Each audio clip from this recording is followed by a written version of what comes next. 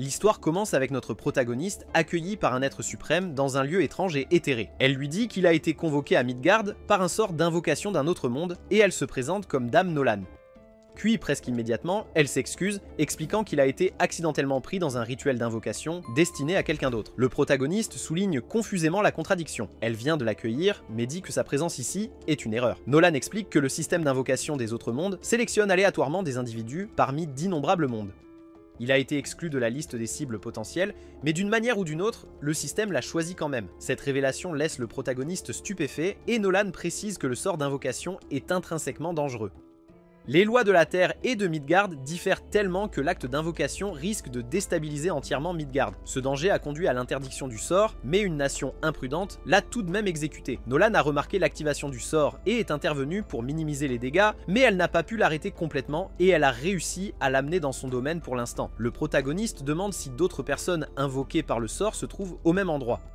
Nolan secoue la tête, expliquant qu'ils étaient les cibles appropriées et ont été envoyés à l'Empire Saint de Sidonia où le sort a été lancé. Il réalise que son invocation était purement accidentelle et lui demande de le renvoyer dans son monde, mais Nolan admet avec regret que c'est impossible. Elle explique qu'elle était furieuse contre les invocateurs pour leur imprudence, alors elle a réparé les choses, s'assurant qu'ils ne pourraient plus jamais utiliser le sort.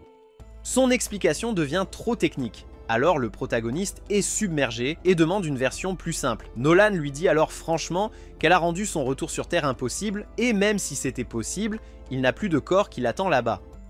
Nous voyons alors que notre protagoniste n'est rien de plus qu'une âme en forme de boule de poil duveteuse, le laissant choqué par l'absence de corps physique. Nolan s'excuse, expliquant que le contre-coup de l'invocation a causé cela, car il n'était pas censé être une cible. Il lui dit avec frustration qu'une excuse ne résoudra pas son problème et demande ce qui va lui arriver maintenant. Alors Nolan l'exhorte à renoncer à son ancienne vie et à recommencer en tant que résident de Midgard.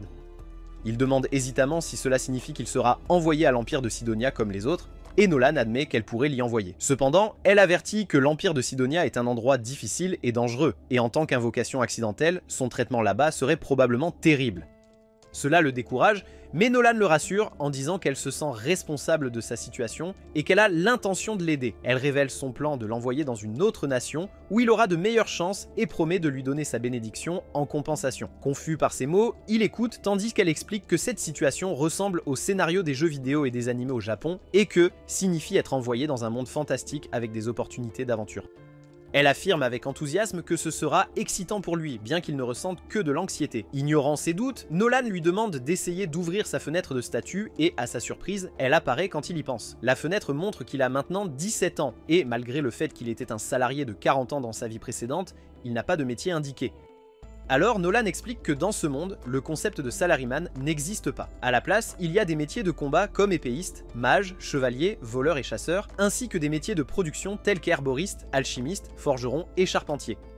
Et comme le combat ne l'intéresse pas, il exprime son désir pour un emploi de production. Alors Nolan accepte et lui accorde une compétence adaptée au travail de production, ainsi que quelques autres compétences de base utiles pour l'aider dans sa nouvelle vie. Elle lui conseille qu'en utilisant ses compétences par la pratique et l'effort, il finira par obtenir un titre de poste officiel.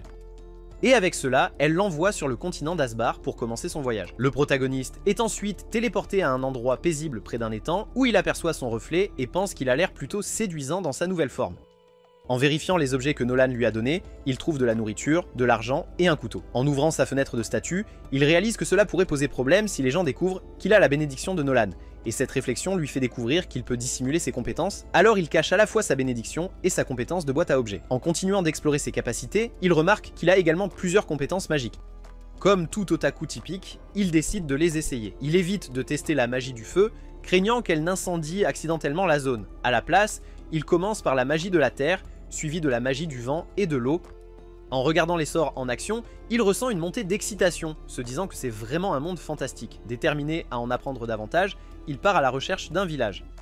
En marchant, il trébuche sur un morceau de bois et utilise sa compétence d'évaluation pour l'identifier comme du bois de tréant. Ce matériau de haute qualité provient d'un monstre tréant, il peut être utilisé pour fabriquer des bâtons, des objets magiques et des hampes de lance. Ravi de sa découverte, il utilise son talent de forgeron pour façonner le bois en une lance robuste. En observant les riches ressources de la région, comme le bois de tréant, il suppose que les plantes pourraient aussi être uniques. Et après avoir cherché davantage, il découvre que la région regorge d'herbes utiles. Il commence donc à en ramasser autant qu'il peut, mais il se rend compte que tout ne rentrera pas dans son sac, alors il stocke l'excédent dans sa boîte à objets qui a commodément un espace de stockage illimité. Soudain, une fille court vers lui, paniquée, et se cache derrière lui, et il voit qu'elle est poursuivie par un énorme lapin féroce. Il remarque rapidement à quel point le lapin est anormalement grand, et attrape sa lance pour la défendre. Mais la fille l'avertit que le lapin est carnivore, ce qui le rend encore plus nerveux. Alors que la créature lui saute dessus, il parvient à l'abattre avec sa lance, et cette merde le tue immédiatement. Takumi reste incrédule, étonné d'avoir pu vaincre une bête aussi dangereuse, mais cette victoire lui vaut un poste de guerrier, même s'il n'en veut pas. La fille le remercie de l'avoir sauvée et il lui demande d'où elle vient. Elle explique qu'elle vient du village de Bor et qu'elle s'est aventurée dans la forêt en ramassant des herbes médicinales. Il demande s'il peut l'accompagner jusqu'au village et elle accepte avec joie. Elle se sent soulagée et sourit, mais avant de partir, elle lui demande s'il ne va pas emporter le lapin cornu avec lui et mentionne que le lapin est considéré comme un mets délicat. Il range rapidement le cadavre du lapin dans sa boîte à objets, expliquant que bien qu'elle ne puisse pas contenir des êtres vivants, stocker des objets non vivants comme des cadavres n'est pas un problème. La fille est émerveillée par sa compétence de boîte à objets et le complimente, puis se présente comme Molly, et il répond en se présentant comme Takumi. La scène se déplace ensuite vers l'Empire Saint de Sidonia, où les 3 humains invoqués se trouvent confus quant à leur situation. Une femme encapuchonnée s'approche alors d'eux, les accueillant dans un nouveau monde. Elle explique qu'ils ont été convoqués pour utiliser leur pouvoir en tant que héros afin de sauver ce royaume. Cependant, son explication énigmatique ne fait qu'approfondir leur confusion. Elle se présente ensuite comme Elisabeth, la première impératrice de l'Empire Saint-Sidonia, et révèle son visage. Et son expression dégage l'air de quelqu'un qui pourrait aspirer votre âme dans une ruelle sombre. Puis nous voyons que parmi les 3, une fille nommée Akane acquiert soudainement une compétence unique appelée Révélation de Dame Nolan. Cette compétence lui accorde une perspicacité divine, lui conseillant de faire confiance à ses instincts, car ils la guideront vers les bonnes décisions. Suivant son instinct, Akane décide de ne pas faire confiance à Elisabeth, car tout dans son apparence crie danger. De retour au village de Bor, les parents de Molly remercient chaleureusement Takumi d'avoir sauvé leur fille. Son père se présente comme Banga le chasseur et sa mère comme Martha.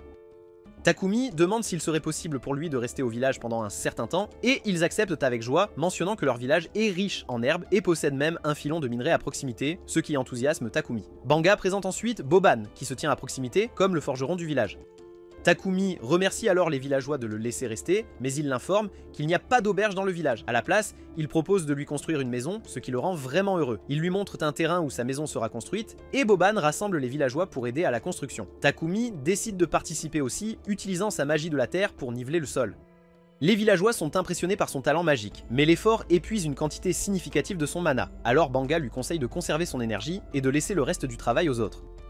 Plus tard, la nouvelle maison de Takumi est terminée, et il utilise ses compétences en menuiserie et en forge pour fabriquer quelques meubles de base afin de la rendre habitable. Se sentant installé, il vérifie sa fenêtre de statut et se demande s'il est possible de changer son métier de guerrier. À sa surprise, une option pour changer de métier apparaît, alors il choisit avec enthousiasme alchimiste et forgeron comme ses métiers principaux et se plonge dans le travail. Avec Boban, il collecte des minerais de fer, d'argent et de cuivre. Il découvre même un matériau rare imprégné de mana appelé minerai de fer magique, décidant de tout fondre en lingots. Takumi commence avec le minerai de fer, notant que dans ce monde, le processus ne nécessite pas de four grâce à la magie. En utilisant une combinaison de son alchimie et de sa magie de la terre, il transforme avec succès le minerai brut en lingots. Mais le processus consomme une énorme quantité de mana. Pourtant, il se pousse à continuer, déterminé à créer autant de matériaux que possible. Plus tard, Molly lui apporte le dîner pour découvrir qu'il s'est effondré d'épuisement. Quand Takumi reprend conscience, il explique qu'il s'est trop poussé et a complètement épuisé son mana. Martha lui fait une sévère réprimande pour son imprudence, et Banga lui remet une potion de guérison qui lui redonne de l'énergie. Et à partir de ce moment-là, Martha et Molly le surveillent régulièrement pour s'assurer qu'il ne se surmène pas à nouveau. Takumi continue assidûment son alchimie, raffinant les minerais en lingots sur plusieurs jours. Et en cours de route, il parvient à extraire de petites quantités de métaux précieux comme l'or, le plomb, le tungstène, le titane et l'étain. En utilisant ces matériaux, il fabrique des ustensiles et des outils de haute qualité. Et aussi, ses efforts incessants font grimper ses niveaux d'alchimiste et de forgeron. Ensuite, nous voyons Takumi perfectionner ses compétences de forgeron sous la direction de Boban, l'assistant avec la magie du feu pendant leur travail. Et ensemble, ils fabriquent un teint-couteau et Boban déclare fièrement que c'est sa plus belle création à ce jour. Le niveau de forgeron de Takumi monte en flèche à 40 tandis que son niveau d'alchimiste traîne à 33, ce qui l'agace car son véritable objectif est d'exceller en tant qu'alchimiste. Plus tard, Takumi s'approche de Banga pour demander des potions afin de pouvoir essayer d'en fabriquer lui-même avec les herbes qu'il a récoltées. Banga accepte mais n'a que des potions de base à offrir que Takumi accepte volontiers. Bientôt, nous voyons Takumi préparer des potions comme un savant fou ou une sorcière maléfique dans une histoire fantastique. Le processus lui rappelle son enfance lorsqu'il expérimentait sans fin. Une fois sa potion terminée, il remarque que sa couleur est différente de celle de Banga et peut sentir une faible mana en émaner. Il en déduit que cela est dû à son utilisation d'eau préparée avec de la magie de l'eau et devient impatient d'apprendre plus de recettes de potions. Ne s'arrêtant pas là, nous voyons plus tard Takumi mâcher volontairement des plantes toxiques au hasard. Et lorsqu'il est empoisonné, il se soigne avec son sort de guérison, une méthode douloureuse mais efficace pour gagner en résistance au poison et à la paralysie, tout en augmentant son niveau de compétence en magie de la lumière. Il note que cette méthode dangereuse est le moyen le plus rapide de développer une telle résistance, bien qu'elle soit loin d'être agréable, mais grâce à cet entraînement imprudent, il débloque la magie de purification. Mais alors qu'il réfléchit à ses progrès, un énorme sanglier blindé de niveau 25 apparaît devant lui.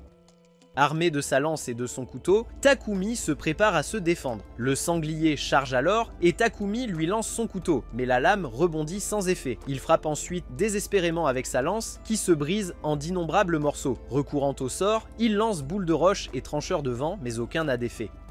Frustré et acculé, Takumi cherche désespérément un plan, mais soudain il remarque un mouvement derrière lui et découvre une araignée venimeuse tapie à proximité. Supposant le pire, il se prépare à un autre combat pour réaliser que l'araignée est blessée. Et avant qu'il ne puisse réagir, le sanglier charge à nouveau. Alors Takumi se prépare à l'impact, mais l'araignée vient à son aide de manière inattendue, aveuglant le sanglier et le faisant rater son attaque. Bien que le sanglier soit désorienté, Takumi ne sait toujours pas comment l'achever, mais dans un éclair d'inspiration, il utilise sa compétence de décomposition alchimique et le sort dissout le sanglier blindé de l'intérieur, le vainquant complètement. Alors que le sanglier tombe, Takumi acquiert des compétences en arts martiaux et en combat magique, le laissant incrédule que sa magie de fabrication l'ait sauvé. Takumi vérifie ensuite l'araignée venimeuse, remarquant qu'elle est sur le point de mourir. Reconnaissant pour son aide, il remercie l'araignée, supposant qu'elle s'est mise en danger pour le sauver. Utilisant son sort de guérison, il restaure la force de l'araignée et se prépare à partir, pensant que tout va bien maintenant. Cependant, une notification apparaît soudainement l'informant qu'il peut apprivoiser l'araignée. Surpris par cette option, il hésite, mais lorsque l'araignée le regarde avec ses 8 yeux brillants et pleins d'espoir, cela rend impossible pour Takumi de s'éloigner. Il demande si elle veut le rejoindre et en acceptant, il l'apprivoise, débloquant une connexion télépathique. Il demande alors curieusement si elle a déjà un nom, mais elle n'en a pas. Remarquant le motif en forme de feuilles d'érable sur son dos, il la nomme Maple. Et dès que l'araignée accepte le nom, elle évolue en araignée tueuse, et même sa patte coupée se régénère. Plus tard, Takumi retourne au village, montrant fièrement un énorme sanglier blindé qu'il a vaincu. Les villageois sont stupéfaits, étonnés qu'il ait réussi à abattre une bête aussi redoutable seule. Molly, cependant, remarque rapidement la grande araignée perchée sur son dos.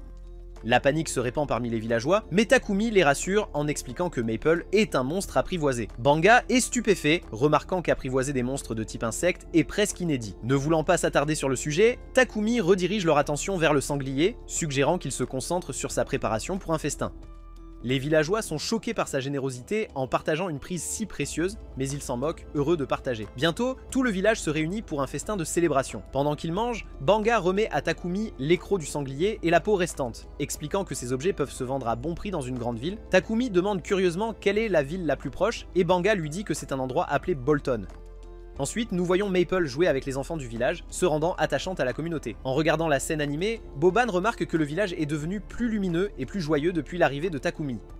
Banga est d'accord, mais réfléchit que Takumi ne semble pas être du genre à s'installer dans un petit village pour toujours.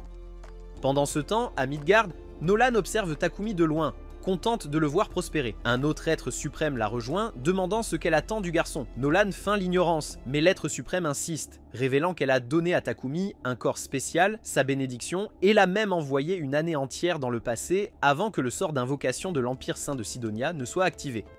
Nolan rejette l'idée qu'elle ait des intentions plus profondes, mais son expression trahit ses véritables pensées, laissant entendre qu'elle pourrait avoir un plan plus élaboré pour l'avenir de Takumi. Un matin, Takumi se réveille pour se retrouver attaché au lit, et il sait immédiatement que c'est Maple qui est derrière ça. Elle s'excuse, expliquant qu'elle se sentait seule parce que Takumi a été très occupé dernièrement et qu'elle voulait juste attirer son attention. Réalisant qu'il l'a négligée, Takumi admet que le travail a pris tout son temps, alors il décide de prendre un jour de congé et de le passer avec Maple, et ce simple geste la rend extatique. Alors que les deux se préparent à profiter de leur journée, Martha entre avec le déjeuner de Takumi et remarque immédiatement la situation gênante. Pour elle, il semble se passer quelque chose d'étrange entre Takumi et Maple. Mais Takumi insiste sur le fait que ce n'est pas ce qu'elle imagine. Martha accepte son explication au pied de la lettre, mais ne peut s'empêcher de remarquer les fils soyeux que Maple a produits. Intriguée, elle a l'idée de récolter autant de soie que possible de Maple, y voyant une opportunité en or. Plus tard dans la journée, Martha exhibe fièrement une chemise qu'elle a fabriquée à partir de la soie de l'araignée, et les dames du village s'extasient sur sa texture et sa qualité. Takumi est surpris par leur enthousiasme et apprend que la soie d'araignée est considérée comme un article de luxe rare, généralement accessible uniquement aux nobles. Martha, sentant une opportunité lucrative, demande à Maple si elle peut produire plus de tissus. Maple accepte et éjecte avec enthousiasme plus de soie, mais le processus prend du temps, ce qui signifie qu'elle n'aura plus le temps de jouer avec Takumi. Bien que Takumi soit un peu déçu, car il attendait avec impatience de passer la journée avec elle, il sait qu'il a d'autres responsabilités à gérer, donc cela ne le dérange pas entièrement. Cela fait environ un mois que Takumi est arrivé au village, et il commence à planifier ses prochaines étapes. Il a l'intention de se rendre en ville pour avancer ses études en alchimie, mais l'idée de dire au revoir aux villageois auxquels il s'est attaché le laisse hésitant. En attendant, Takumi décide de rendre visite à Boban à la forge pour continuer à pratiquer la forge. Ensemble, ils parviennent à fabriquer une cuirasse qui va parfaitement à Takumi, ainsi qu'une paire de bottes à embout d'acier robuste. Boban, fier de leur travail, souligne que les bottes sont idéales pour donner des coups de pied en cas de besoin. Mais Takumi, toujours pacifiste, rappelle à Boban qu'il n'a pas l'intention de se battre car il est déterminé à devenir alchimiste. Juste à ce moment-là, Banga arrive, ravi de voir que l'armure de Takumi est enfin terminée, bien qu'il y ait une pointe de tristesse dans sa voix. Il sait que Takumi ne peut pas rester au village pour toujours s'il veut développer son entreprise de production, et se diriger vers la ville est l'étape logique suivante, car c'est là que Takumi peut vendre plus de ses produits, accéder à un approvisionnement fiable en matériaux, et vraiment prospérer. Banga mentionne ensuite qu'un commerçant de Bolton passera par le village dans quelques jours, et il a déjà arrangé pour que Takumi puisse faire le voyage avec lui. Bien qu'il soit triste de le voir partir, ils comprennent que c'est pour le mieux et encouragent Takumi à commencer à se préparer pour le voyage. Reconnaissant pour leur soutien, Takumi les remercie et retourne chez lui pour commencer à faire ses bagages. En chemin, il tombe sur Martha qui porte un seau de viande. Il lui demande curieusement ce qu'elle fait et Martha explique qu'elle est en route pour se débarrasser des entrailles d'un lapin cornu que Banga avait attrapé. Apparemment, les entrailles étaient la partie la plus délicieuse du lapin, mais elles sont aussi difficiles à traiter en toute sécurité. Et sans équipement adéquat pour éliminer les maladies et les parasites, ils n'ont pas d'autre choix que de jeter la viande. Takumi, cependant, a une meilleure idée. Il se penche et utilise sa magie de purification pour nettoyer la viande, la rendant sûre à manger. Martha est reconnaissante, mais aussi visiblement stupéfaite par ce qu'elle vient de voir. Elle souligne que la magie de lumière est incroyablement rare dans ce monde, et si les gens découvraient que Takumi pouvait l'utiliser, cela attirerait probablement beaucoup d'attention indésirable. Alors, elle lui conseille de garder cette capacité secrète lorsqu'il quitte le village. Reconnaissant son avertissement, Takumi promet d'être prudent, mais tant qu'il est encore ici, il prévoit d'utiliser tout son pouvoir pour améliorer la vie des villageois. Et au cours des jours suivants, il se met au travail en utilisant la magie de la terre pour construire un mur de briques solide, afin de renforcer les défenses du village. Pour plus de commodité, il construit une pompe à eau et ajoute même quelques autres commodités pour faciliter la vie. Et une fois qu'il a terminé, le village semble complètement transformé. Alors, lorsque le marchand de Bolton arrive enfin, il est tellement étonné par les améliorations qu'il reconnaît à peine l'endroit. Banga s'avance alors pour saluer Papak le commerçant, et après avoir finalisé un accord commercial, Takumi s'approche prêt à partir. Papak, qui a déjà beaucoup entendu parler de Takumi par Banga, se présente et tout le monde vérifie si Takumi a tout ce dont il a besoin. Takumi les assure qu'il n'a rien oublié, mais il y a un dernier geste qu'il veut faire avant de partir. Il plonge la main dans son sac et tend une potion à Banga, puis explique qu'il a déjà laissé environ 100 bouteilles similaires chez Banga et l'exhorte à les utiliser en cas d'urgence pour soigner toute blessure. Papa, remarquant la potion, demande à la regarder de plus près et est stupéfait par sa qualité car c'est sans aucun doute une potion de haut niveau. Cependant, Takumi semble inconscient de la valeur de sa création. Bientôt, le reste des villageois se rassemblent pour dire au revoir à Takumi et Papak propose gentiment d'attendre que tout le monde ait fait ses adieux. Molly fait ensuite un signe d'adieu à Maple, qui dort confortablement dans le sac de Takumi, et Martha remet à Takumi une tenue faite à partir de la soie de Maple, un cadeau collaboratif des dames du village. Ému par leur attention, Takumi remercie tout le monde pour leur gentillesse, surtout compte tenu du peu de temps qu'il a passé dans leur village. Il monte ensuite dans la calèche, et les villageois lui font des adieux enthousiastes, lui assurant qu'il sera toujours le bienvenu chez eux. Alors que la calèche se dirige vers Bolton, Papak commente à quel point les villageois semblaient tenir à Takumi. Même les autres dans la calèche remarquent l'adieu sincère, notant que Takumi était plus comme un membre de la famille pour les villageois qu'un invité, au point que la sincérité de l'adieu touche Heath en plein cœur. En parlant de cela, l'homme blond se présente comme Heath, tandis que le roux est Rial et l'homme à l'air sombre est Bogart. Ils expliquent qu'ils font partie de Lionfang, un groupe d'aventuriers de rang C servant actuellement de garde du corps à Papak. Cependant, ils admettent qu'il n'y a pas grand chose à faire dans cette région paisible, rendant la mission plus semblable à un voyage de routine qu'à une mission dangereuse. Rial remarque alors que Takumi serre fermement son sac, et demande curieusement si quelque chose de précieux se trouve à l'intérieur. Et Takumi répond nonchalamment que son araignée tueuse de compagnie, Maple, y dort. Le groupe est stupéfait que Takumi ait réussi à apprivoiser une araignée tueuse, ce qui pousse Real à demander s'il peut la voir. Cependant, son comportement effrayant pousse Maple à lui donner un coup de tête en plein visage, et cela amène Takumi à s'excuser immédiatement pour le comportement de Maple, mais les autres lui assurent qu'il n'y a pas besoin de s'excuser. Parce que Real le méritait totalement. Heath plaisante même en disant que Maple pourrait développer une peur de tous les humains après avoir rencontré Real, mais ce n'est clairement pas le cas car Maple semble apprécier Bogart. Et alors que le groupe continue de s'extasier sur Maple, Papak appelle Takumi à l'avant de la calèche pour discuter de la potion qu'il a vue plus tôt, et il demande si Takumi en a encore en stock et exprime son intérêt pour en acheter. Takumi est ouvert à l'idée, mais avant que la conversation ne puisse aller plus loin, l'un des chevaux s'arrête soudainement, signalant un problème à venir. Une horde de gobelins a entouré la calèche, prête à attaquer. Le groupe sait que c'est une mauvaise nouvelle, mais au lieu de paniquer, ils semblent excités à l'idée de voir enfin un peu d'action. Ils disent à Takumi et Papak de rester en place pendant qu'ils gèrent la situation. Avec environ 20 gobelins sur le terrain, les aventuriers sortent confiants de pouvoir tous les vaincre. Real tire alors des flèches de son arc avec précision, tandis que Bogart et Heath écrasent des gobelins à gauche et à droite avec leurs masses et leurs haches. Le combat se termine rapidement et le groupe commence à disséquer les gobelins pour récolter leurs pierres magiques. Maple observe le chaos avec intérêt, se réchauffant clairement à Bogart mais gardant son mépris pour Real et son indifférence envers Heath. Après l'escarmouche, tout le monde remonte dans la calèche et le voyage se poursuit pendant encore 3 jours. Lorsqu'ils arrivent enfin à Bolton, les membres de Lionfang se dirigent directement vers la guilde des aventuriers pour rapporter le succès de leur mission de garde du corps. Takumi accompagne le groupe car il doit s'inscrire auprès de la guilde s'il prévoit de rester en ville. Idéalement, il aurait rejoint la guilde des alchimistes, mais comme il n'y en a pas à Bolton, devenir aventurier est sa seule option. Le réceptionniste, Hans, explique à Takumi que la carte de la guilde des aventuriers peut servir d'identification. Tant qu'il accomplit au moins une quête simple par mois, la carte ne périmera pas. Avec cette information, Takumi procède à son inscription en tant qu'aventurier et présente Maple comme son animal de compagnie, finalisant ainsi toute la paperasse. Avec son inscription terminée, Takumi se rend à la compagnie commerciale de Papak pour négocier un accord pour ses potions. Il révèle qu'il a environ 103 potions en stock, chacune d'une qualité exceptionnellement élevée. Papak est impressionné et propose 10 pièces d'argent par potion de guérison et de stamina et 50 pièces d'argent par potion de mana. Takumi calcule rapidement que cet accord lui rapporterait une valeur équivalente à plus de 7 millions de yens. Choqué par le montant, il pense que c'est trop d'argent, mais Papak le rassure en disant que c'est juste, ajoutant que Takumi pourrait gagner encore plus s'il établissait une solide réputation en tant que producteur de potions. Papak, conscient des projets de Takumi de devenir producteur en ville, lui conseille de trouver une maison avec un atelier attenant pour plus d'efficacité. Takumi se rend compte qu'il n'a même pas encore pensé au logement. Pour l'aider, Papak appelle son assistant Thomas et lui demande de montrer à Takumi une propriété convenable à un prix abordable. Puis, lorsque Takumi voit enfin la propriété, elle ressemble plus à un grand manoir qu'à une simple maison. Se sentant dépassé, il doute de pouvoir se permettre un endroit aussi luxueux.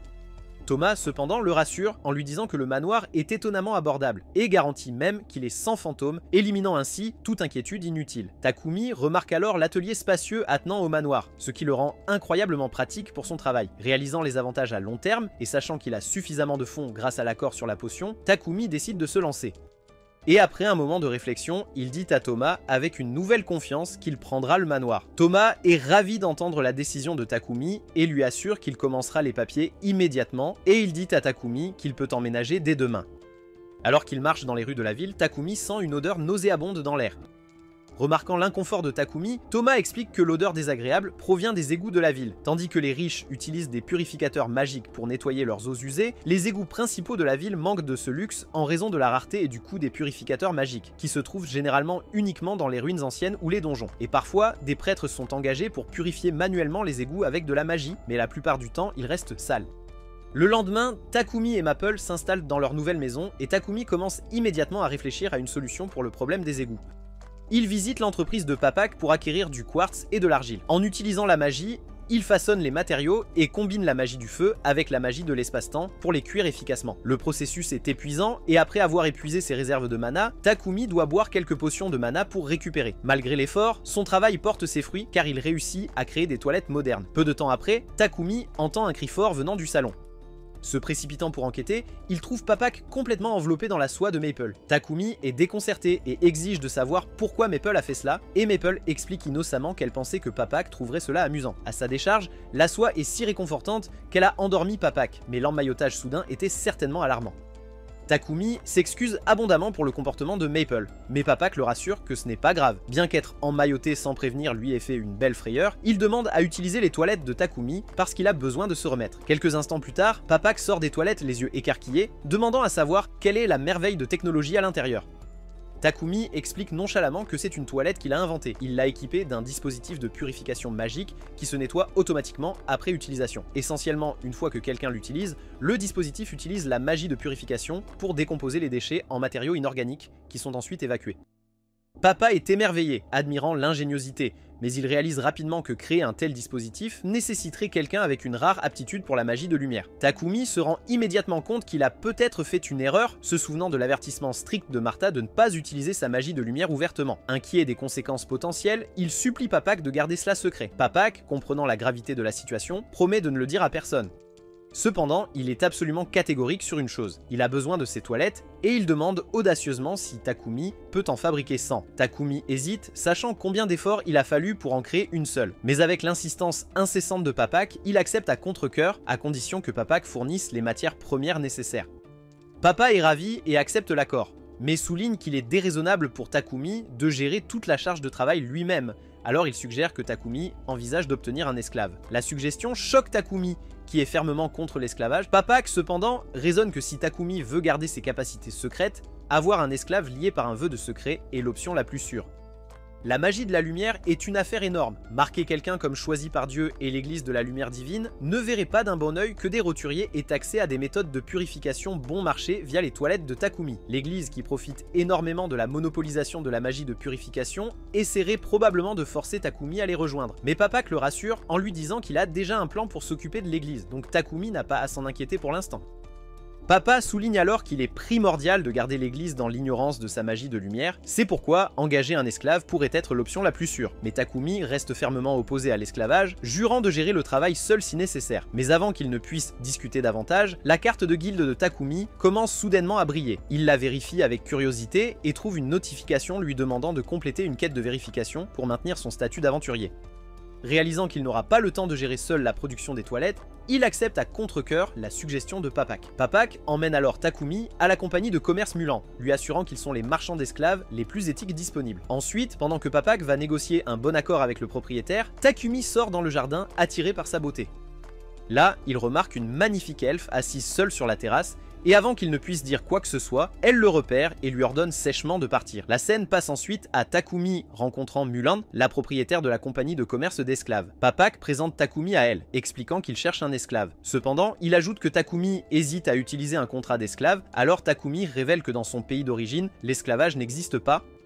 Mulan hoche la tête en comprenant et explique que si Takumi conclut un contrat avec un esclave, l'esclave sera effectivement lié à lui. Cependant, elle lui assure que dans le royaume de Barkula, les droits des esclaves sont protégés par la loi. Elle décrit ensuite les droits généraux des esclaves et Takumi résume en notant que le propriétaire est obligé de fournir nourriture, vêtements et abris. De plus, il est strictement interdit à la fois au propriétaire et à l'esclave de se causer des dommages mettant en danger la vie, et l'esclave est interdit de partager des informations personnelles sur son propriétaire avec d'autres. Takumi réfléchit que ce système est différent de ce qu'il avait imaginé. Mulan explique ensuite les types de contrats courants. Les esclaves qui entrent en servitude à cause de dettes restent liés jusqu'à ce que leurs dettes soient entièrement remboursées. Les criminels peuvent choisir des contrats comme forme de réhabilitation et pour gagner leur vie. Les prisonniers de guerre peuvent accepter des contrats pour obtenir un logement. Cependant, elle ajoute que certaines personnes sont capturées et forcées illégalement à l'esclavage, une triste réalité qui se produit trop souvent. Papak suggère alors qu'un esclave de guerre pourrait convenir le mieux à Takumi, puisqu'ils ne peuvent être libérés qu'avec la permission de leur maître. Mulan demande pourquoi, curieuse de sa préférence, alors Papak explique que Takumi est un producteur avec des compétences exceptionnelles, impossibles à reproduire pour les autres.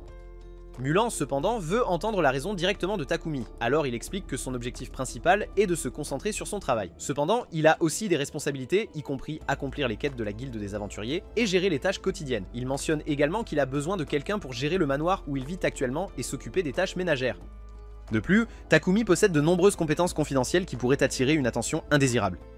Takumi ajoute également qu'il s'aventure souvent dans des zones dangereuses pour rassembler des matériaux, donc il serait idéal de recruter quelqu'un qui pourrait le protéger et l'assister pendant tout cela. En entendant les exigences de Takumi, Mulan réalise qu'il a besoin de 2 esclaves. Elle convoque une fille nommée Maria, la présentant à Takumi. Mulan explique ensuite que Maria a été kidnappée par des bandits lorsqu'elle était enfant et n'a plus de famille survivante. Au fil des ans, elle a été formée à la lecture, à l'écriture, au calcul et à l'entretien général de la maison. Elle informe ensuite Maria des besoins de Takumi en soulignant qu'il a besoin de quelqu'un pour gérer son manoir. Takumi décrit ensuite la disposition de son manoir en précisant le nombre de pièces et demande si elle peut s'en occuper seule. Maria déclare avec assurance qu'elle peut le gérer, et Takumi est soulagé de l'entendre. Remarquant son hésitation, Maria demande si quelque chose ne va pas. Takumi admet qu'il est surpris que quelqu'un d'aussi mignonne qu'elle n'ait pas déjà été choisi par quelqu'un d'autre. Gênée par le compliment, Maria rougit.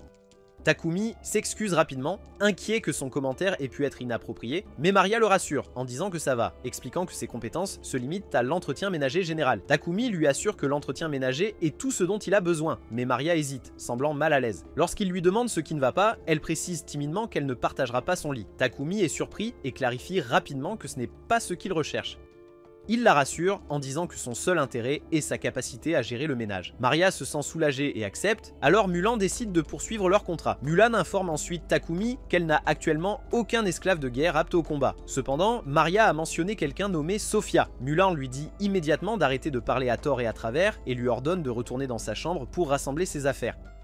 Après le départ de Maria, Takumi demande curieusement qui est Sophia, alors Mulan explique que Sophia est une esclave de guerre, mais qu'elle a certains problèmes. En entendant cela, Takumi devient intrigué et ressent une forte envie de ne pas ignorer la situation. Il se demande si c'est son intuition qui le guide, mais il décide de faire confiance à ce sentiment et demande à Mulan s'il peut rencontrer Sophia. Mulan accepte et le conduit à l'endroit où Sophia est au gardé. Mulan explique alors que Sophia a été capturée pendant la guerre entre le royaume de Triaria et le royaume de Yober il y a 50 ans. Takumi est stupéfait par la période et demande plus de détails, alors Mulan révèle que Yober était une nation d'elfes, et pour diverses raisons, Sophia était restée sans contrat depuis. Takumi demande curieusement quelles sont ces raisons, alors Mulan explique que l'oreille gauche de Sophia a été tranchée et que sa main droite et sa jambe gauche ont des mouvements limités. Bien que ces handicaps n'interfèrent pas avec la vie quotidienne, ils rendent le combat presque impossible. De plus, sa magie élémentaire et sa magie des esprits ont été scellées, et elle est probablement sous une malédiction. Ces limitations significatives la rendent inapte en tant que combattante principale, c'est pourquoi personne ne l'a prise. Takumi demande alors à parler seul avec Sophia, donc Mulan accepte et sort de la pièce. Alors que Takumi examine Sophia de plus près, elle lui dit clairement qu'elle ne lui sera d'aucune utilité, mais Takumi vérifie quand même ses statistiques grâce à sa compétence, et à sa surprise, ses statistiques sont incroyablement élevées, bien que chacune ait été réduite de 100 points en raison de ses blessures. Son mana est également complètement inaccessible à cause de la malédiction, mais Takumi réalise son potentiel et pense qu'il peut guérir ses blessures et lever la malédiction. Mulan revient alors dans la pièce et demande à Takumi ce qu'il compte faire, et sans hésitation, il lui dit qu'il veut conclure un contrat avec Sophia. Sophia, toujours sceptique, lui rappelle qu'elle ne peut pas se battre, mais Takumi répond simplement qu'il va la réparer. Mulan est sceptique, se demandant si Takumi peut vraiment résoudre les problèmes qui ont tourmenté Sophia pendant 5 décennies. Takumi dit avec confiance qu'il le peut, et Mulan accepte de laisser Sophia sous sa responsabilité. Sophia reste incertaine et demande s'il la veut vraiment comme esclave. Takumi demande si elle ne veut pas de lui comme maître, mais elle répond que les souhaits d'une esclave n'ont pas d'importance. Et avec cela, Mulan commence le processus de contrat. Elle lance un sort liant Takumi, Sophia et Maria dans un contrat formel. Après que le contrat soit scellé, Sophia et Maria expriment qu'elles feront de leur mieux pour servir Takumi. Takumi les remercie et les traite avec respect, mais Sophia lui rappelle rapidement qu'elles ne sont que des esclaves et qu'il n'a pas besoin d'être si poli. Mulan, observant l'interaction, sourit et remarque qu'elles ont trouvé un bon maître.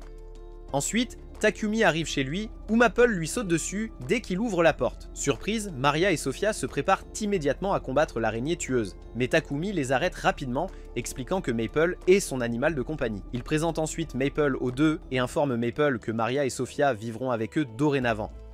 Takumi montre ensuite à Maria et Sophia leur chambre. Toutes deux sont surprises d'apprendre qu'elles auront chacune leur propre espace, hésitant à accepter de telles commodités. Takumi insiste, expliquant que le manoir a de nombreuses pièces inutilisées et qu'il vaut mieux les utiliser à bon escient.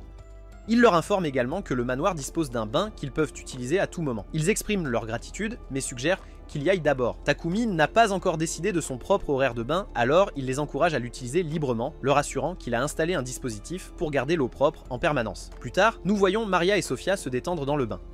Maria remarque qu'elle n'aurait jamais pensé que Mulan laisserait Sophia partir, car elle avait refusé de la vendre à quiconque auparavant, peu importe la somme offerte. Maria pense que cela signifie que Mulan a vraiment reconnu Takumi comme un maître digne, et elle pense qu'il semble être une personne gentille aussi.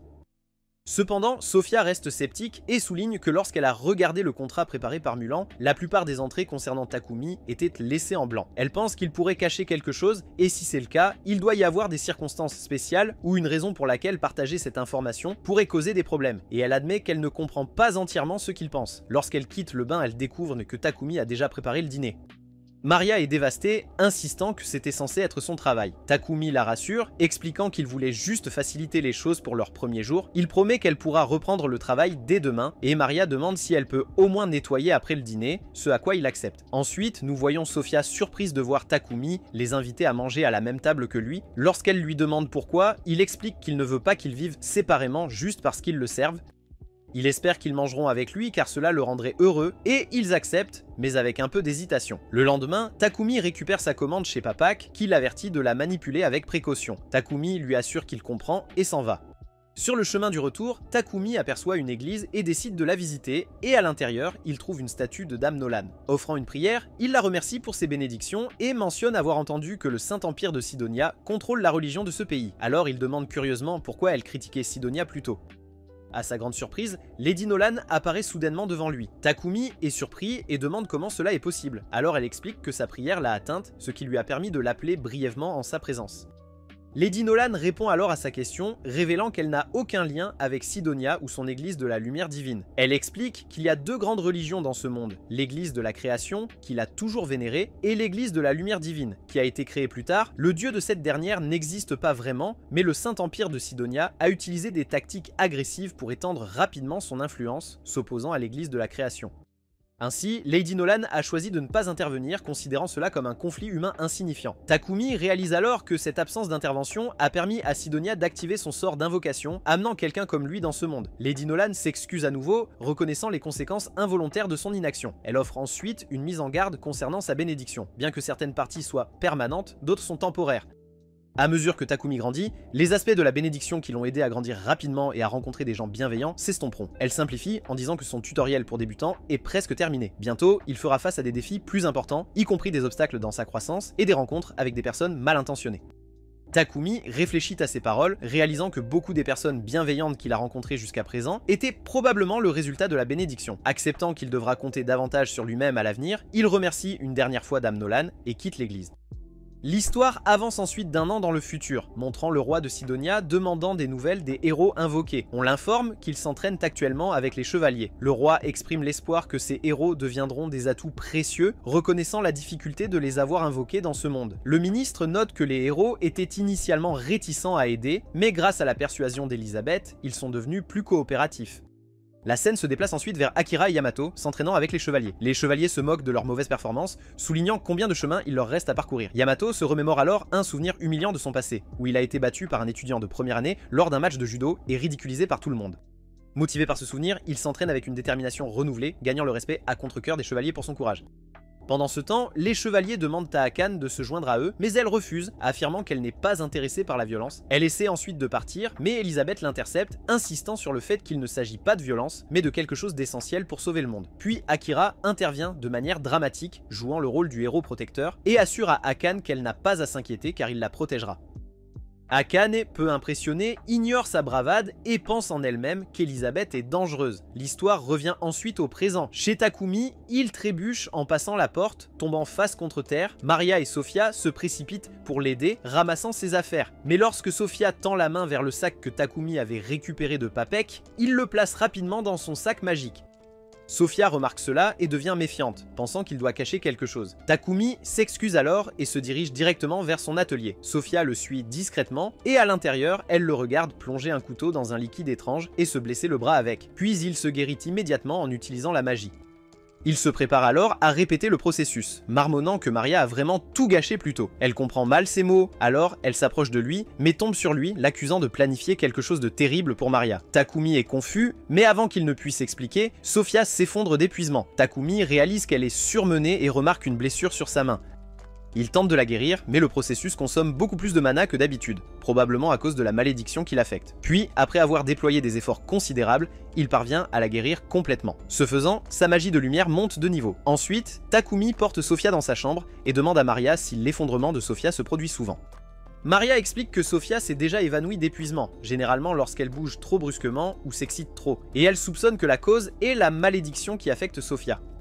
Déterminée à aider, Takumi commence un processus de guérison, combinant son sort de dissipation avec un soin supplémentaire pour traiter sa condition. Et il réussit à régénérer l'oreille de Sofia et à terminer le traitement. Quelque temps plus tard, Sofia se réveille, confuse de se retrouver dans sa chambre. Alors Maria lui demande si elle se sent bien, et Sofia admet qu'elle se sent plus légère que jamais.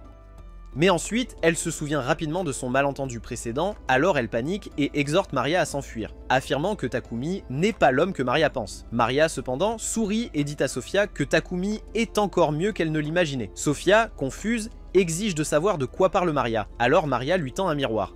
Et Sofia regarde son reflet avec stupéfaction parce que son oreille est redevenue normale. Elle réalise aussi que sa magie, qui avait été scellée pendant des années, est revenue. Alors Maria explique que Takumi l'a guérie. Plus tard, Sofia rencontre Takumi et lui demande ce qui s'est passé. Il explique qu'il s'était coupé et soigné lui-même pour améliorer sa magie de lumière afin de pouvoir la guérir correctement. Sofia demande alors curieusement ce qu'il voulait dire quand il a mentionné que Maria avait fait une erreur. Takumi précise que Maria avait par erreur jeté des herbes médicinales qu'il avait collectées, les prenant pour des déchets. Sofia, embarrassée par son malentendu, demande alors pourquoi il a fait tant d'efforts pour l'aider, surtout que c'était dangereux pour lui. Et Takumi répond simplement qu'il tenait sa promesse. En entendant cela, Sofia éclate en sanglots, profondément émue par sa gentillesse. Elle s'agenouille alors devant lui et jure sa loyauté éternelle, promettant de le servir avec une dévotion sans faille. Le lendemain, nous trouvons Takumi dans une bibliothèque silencieuse, feuilletant des livres d'alchimie poussiéreux pour approfondir la magie de ce monde. À sa frustration, la plupart des textes ne font qu'effleurer la surface de l'alchimie, le laissant perplexe quant à la raison pour laquelle une discipline si simple est tombée dans l'oubli. Mais après réflexion, il conclut que l'alchimie doit être une relique d'une ancienne civilisation magique. Heureusement, la bénédiction de Lady Nolan lui permet de comprendre toutes les langues de ce monde, rendant même les livres d'alchimie les plus complexes ridiculement simples à comprendre pour lui. Armé de nouvelles connaissances, Takumi rentre chez lui où Maria l'accueille avec des sandwichs pour le déjeuner. Pendant qu'il mange, Maria commence à marmonner pour elle-même à quel point c'était réconfortant de voir Takumi et Sofia se réconcilier la veille. Elle admet timidement qu'elle les avait espionnés derrière les rideaux car apparemment la vie privée est surestimée. Elle s'extasie sur le fait qu'il était romantique de voir Sofia jurer sa loyauté à Takumi, comparant cela à un chevalier jurant de protéger une princesse, sauf que dans ce cas, Takumi est la princesse. Maria et Maple sont entièrement d'accord pour dire que Takumi fait une adorable princesse, à son grand embarras. Il ne peut répondre qu'avec un sourire gêné. Plus tard dans l'après-midi, Takumi sort pour travailler sur son entreprise de production, car la tâche d'aujourd'hui consiste à emballer une commande en gros de toilettes pour Papak. Arya et Sofia le rejoignent, nettoyant et emballant les marchandises, tandis que Takumi rêve de se libérer de la monotonie de la fabrication. Il partage ses pensées avec Maria et Sofia, confessant son désir d'explorer le monde. Il rêve de chasser des matériaux exotiques, de goûter des repas uniques et de découvrir des ruines cachées. Naturellement, il mentionne aussi emmener Sofia comme garde du corps, tout en laissant Maria derrière pour gérer le manoir. Maria, cependant, est moins qu'enthousiaste à l'idée d'être laissée derrière, alors que même l'araignée, Maple, peut accompagner et c'est tout simplement trop pour elle à supporter. Elle le frappe alors avec son regard de servante mignonne mais manipulatrice, et comme prévu, Takumi tombe dans le panneau. Mais avant de décider, Takumi vérifie les statistiques de Maria en lui frottant doucement le visage pour ouvrir sa fenêtre de statut, car apparemment c'est ainsi que fonctionnent les fenêtres de statut. Et à sa surprise, ses statistiques sont meilleures que prévu, suggérant qu'elle pourrait gérer le combat. Impressionné, Takumi décide de l'emmener dans ses futures aventures, mais insiste pour qu'elle s'entraîne avec Sofia pour affiner ses compétences d'abord. Avec cela réglé, Takumi commence à fabriquer des armes et des armures pour Sofia et Maria. Lorsqu'il demande leurs préférences, Sofia ne se retient pas. Elle lui remet une liste exhaustive, presque excessive, de ses demandes d'armes et propose Maria pour une lance, promettant de l'entraîner personnellement. Takumi rassemble ensuite les matériaux nécessaires et se met au travail, utilisant sa magie de manipulation alchimique pour accélérer le processus. Pendant ce temps, Sofia met Maria à l'épreuve et Maria découvre rapidement qu'être une servante de combat implique beaucoup plus de sueur et beaucoup moins de goûter.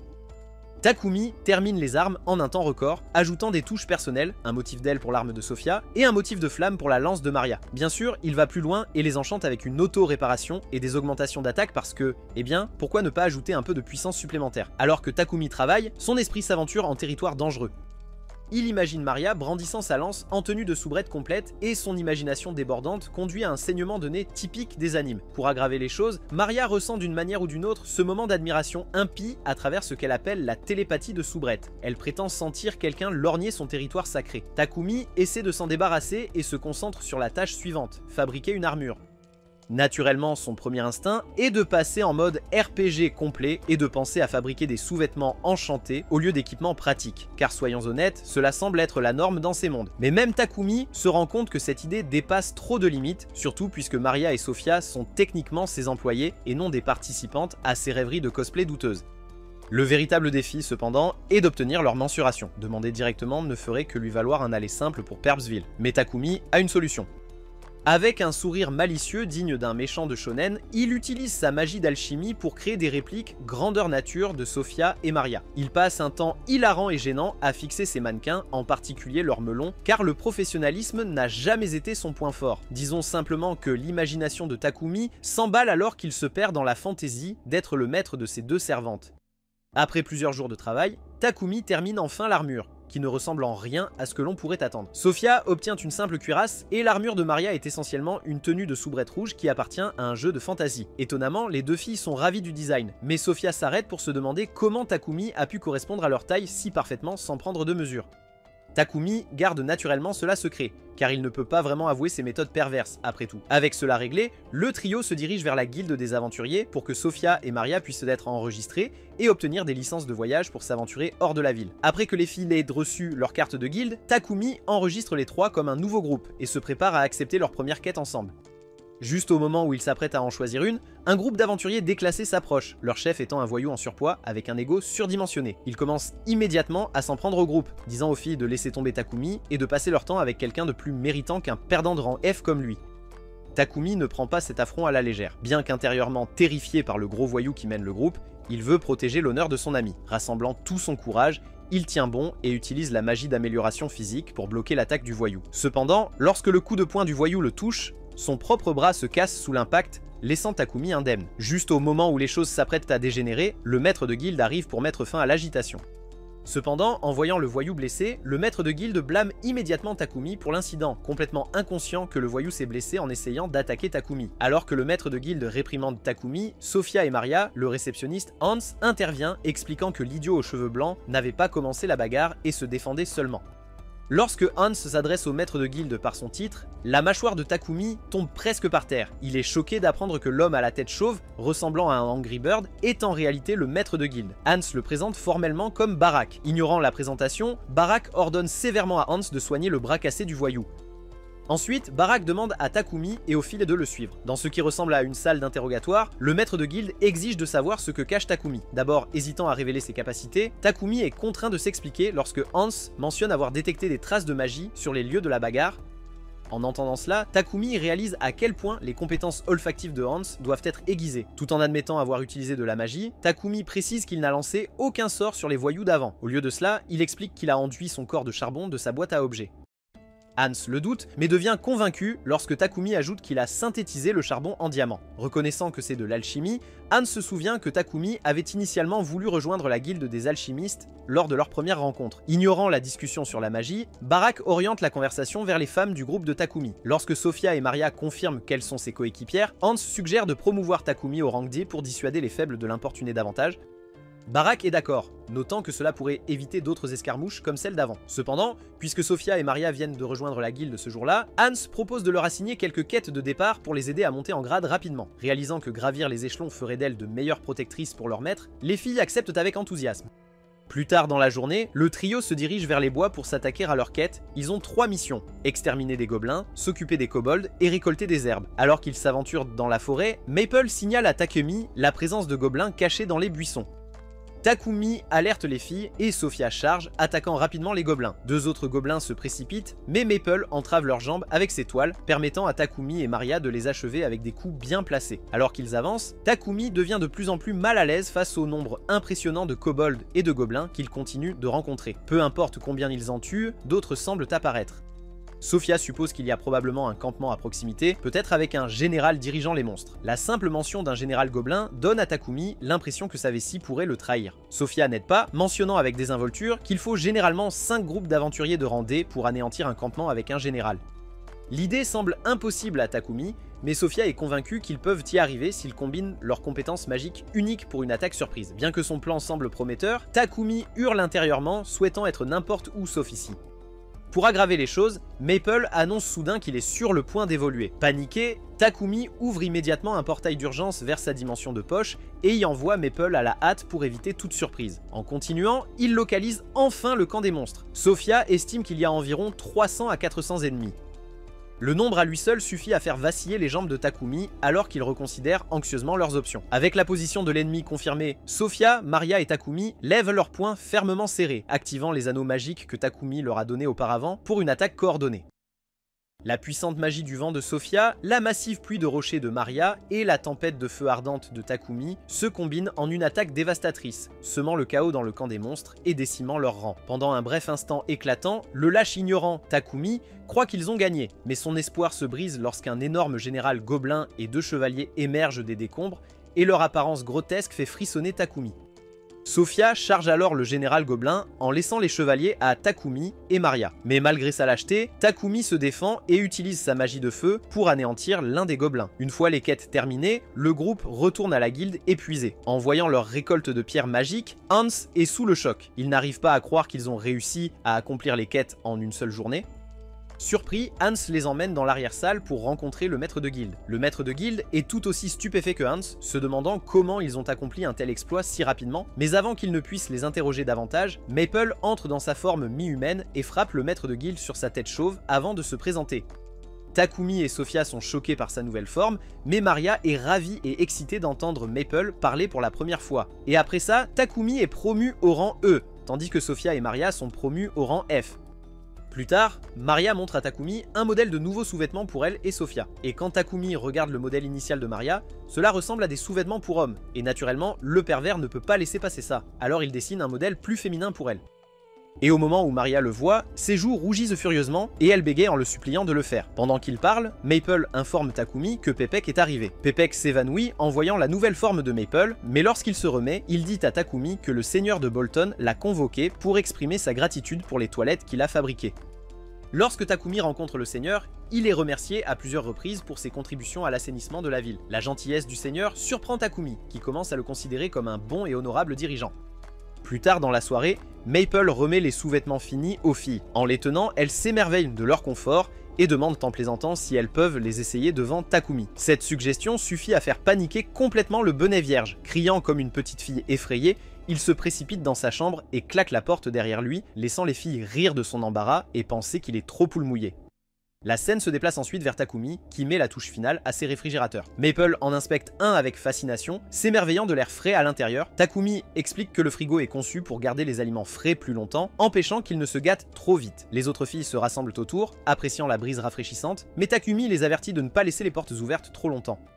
Il leur explique ensuite le processus de construction du réfrigérateur, et Maria, visiblement ravie, le remercie, excitée de pouvoir désormais cuisiner avec des ingrédients frais quand elle le souhaite. Takumi demande ensuite quelle couleur il préfère, et après quelques discussions, ils choisissent le bleu. Satisfait, Takumi emmène les réfrigérateurs restants à Papak, lui faisant savoir qu'il est prêt à commencer son prochain projet.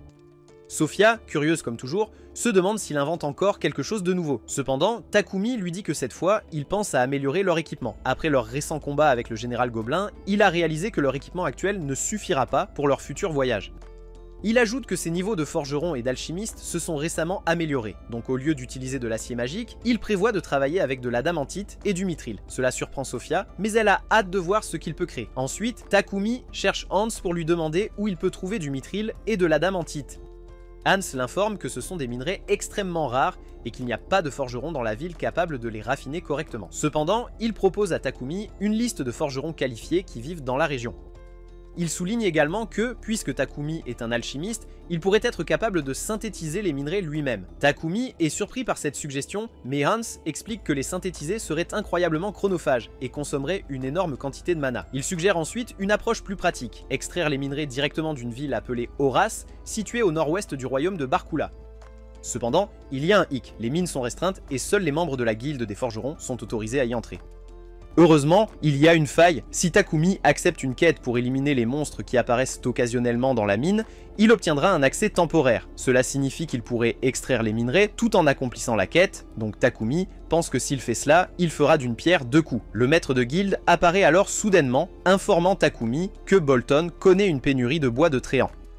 Il explique que cela est dû au fait que la plupart des aventuriers privilégient la chasse au buffle noir, qui est courante à cette période de l'année. Il souligne que c'est un problème sérieux et mentionne en passant que la forêt de la mort, où l'on peut trouver du bois de Tréant, se trouve sur le chemin de Horace. Takumi réalise immédiatement que le maître de guilde essaie de l'entraîner à chasser des Tréants également. Le maître de guilde confirme cette supposition et mentionne en outre que ramener tout ce bois de Tréant ne devrait pas poser de problème à Takumi puisqu'il possède la magie de l'espace-temps. Takumi accepte de se charger de la tâche puisqu'il utilise lui-même du bois de Tréant, mais le maître de guilde n'en a pas encore fini. Il mentionne un forgeron qui doit se rendre à Horace et qui a besoin d'une escorte, imposant une nouvelle mission à Takumi. À ce stade, Takumi ne peut s'empêcher de penser que cette guilde est absurdement exploiteuse. Le maître de guilde tente alors d'adoucir l'affaire en offrant à Takumi une promotion au rang D s'il accomplit la quête.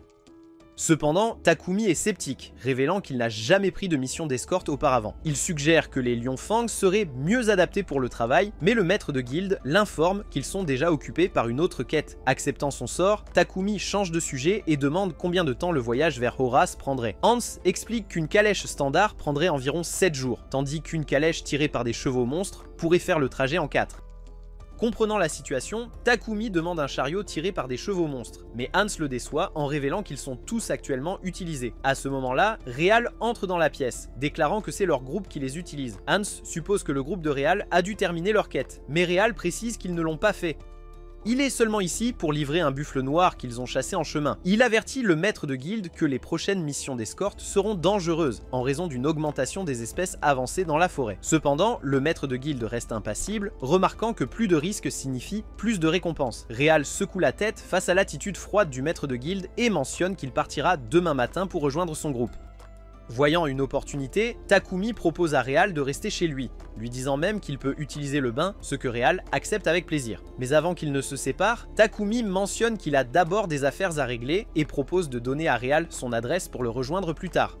Cependant, Real hausse simplement les épaules et dit qu'il va juste les accompagner. Les deux se dirigent ensuite vers l'entreprise de Papak, où Papak accepte volontiers de prêter à Takumi une calèche à monstre pour sa mission. En retour, il demande à Takumi de vendre en gros certains des minerais qu'il extrait, ce à quoi Takumi consent. Papak montre alors avec enthousiasme le réfrigérateur que Takumi a fabriqué, le suppliant pratiquement d'en produire davantage, complètement obsédé par l'invention. Pendant ce temps, chez Takumi, Sophia devient anxieuse. Elle fait les 100 pas, inquiète que son maître ne soit toujours pas rentré. Des pensées traversent son esprit, se demandant si quelque chose de grave lui est arrivé, et elle regrette profondément de ne pas l'avoir accompagné dans son excursion. Alors que la nuit tombe, Takumi et Real rentrent enfin au manoir. Frustrés de ne pas avoir trouvé de forgeron compétent pour travailler le mithril, Takumi mentionne qu'ils ont réussi à visiter tout le monde sur la liste sauf un, car son magasin était fermé. À ce moment-là, ils tombent sur une silhouette encapuchonnée qui bloque leur chemin. Real sent immédiatement une aura dangereuse émanant de la figure et essaie instinctivement de tirer Takumi loin. Mais avant qu'il ne puisse s'échapper, la figure se déplace pour les intercepter avec un coup de pied rapide à la tête de Real. À leur grande surprise, la personne encapuchonnée se révèle. C'est Sophia. Prenant Real pour un kidnappeur, elle se jette sur lui avec l'intention de tuer. Mais Takumi intervient rapidement pour l'arrêter. Après un moment de tension, il explique la situation et Sophia s'excuse immédiatement. Real, encore secoué, passe outre mais a maintenant une montagne de questions sur la vie de Takumi. Lorsqu'ils arrivent enfin au manoir, Real est surpris par le nombre de filles vivant dans la maison de Takumi. Il les regarde toutes avec suspicion et se demande quel genre de vie sauvage mène son ami. Takumi explique avec désinvolture qu'il avait besoin d'aide à la maison, alors il a acheté des esclaves. Alors que Real assimile cela, son attention se tourne vers Maple, qui a maintenant évolué en arachné. Excité, il lui demande si elle se souvient de lui, mais Maple le regarde avec une haine pure, écrasant complètement son cœur fragile. Real gémit sur l'injustice de la vie, se lamentant que Takumi soit entouré de belles femmes, tandis qu'il reste le seul membre célibataire de son groupe. Takumi, essayant de le consoler, le rassure en lui disant qu'aucune de ses filles n'est sa petite amie. Cela donne à Real un regain de confiance soudain, l'incitant à inviter audacieusement Maria et Sophia à sortir avec lui. Cependant, elle le rejette immédiatement, déclarant qu'elles ont dédié leur vie à Takumi. Takumi lui dit alors simplement de prendre un fichu bain, et plus tard, nous voyons Real se baigner pathétiquement avec des larmes dans les yeux.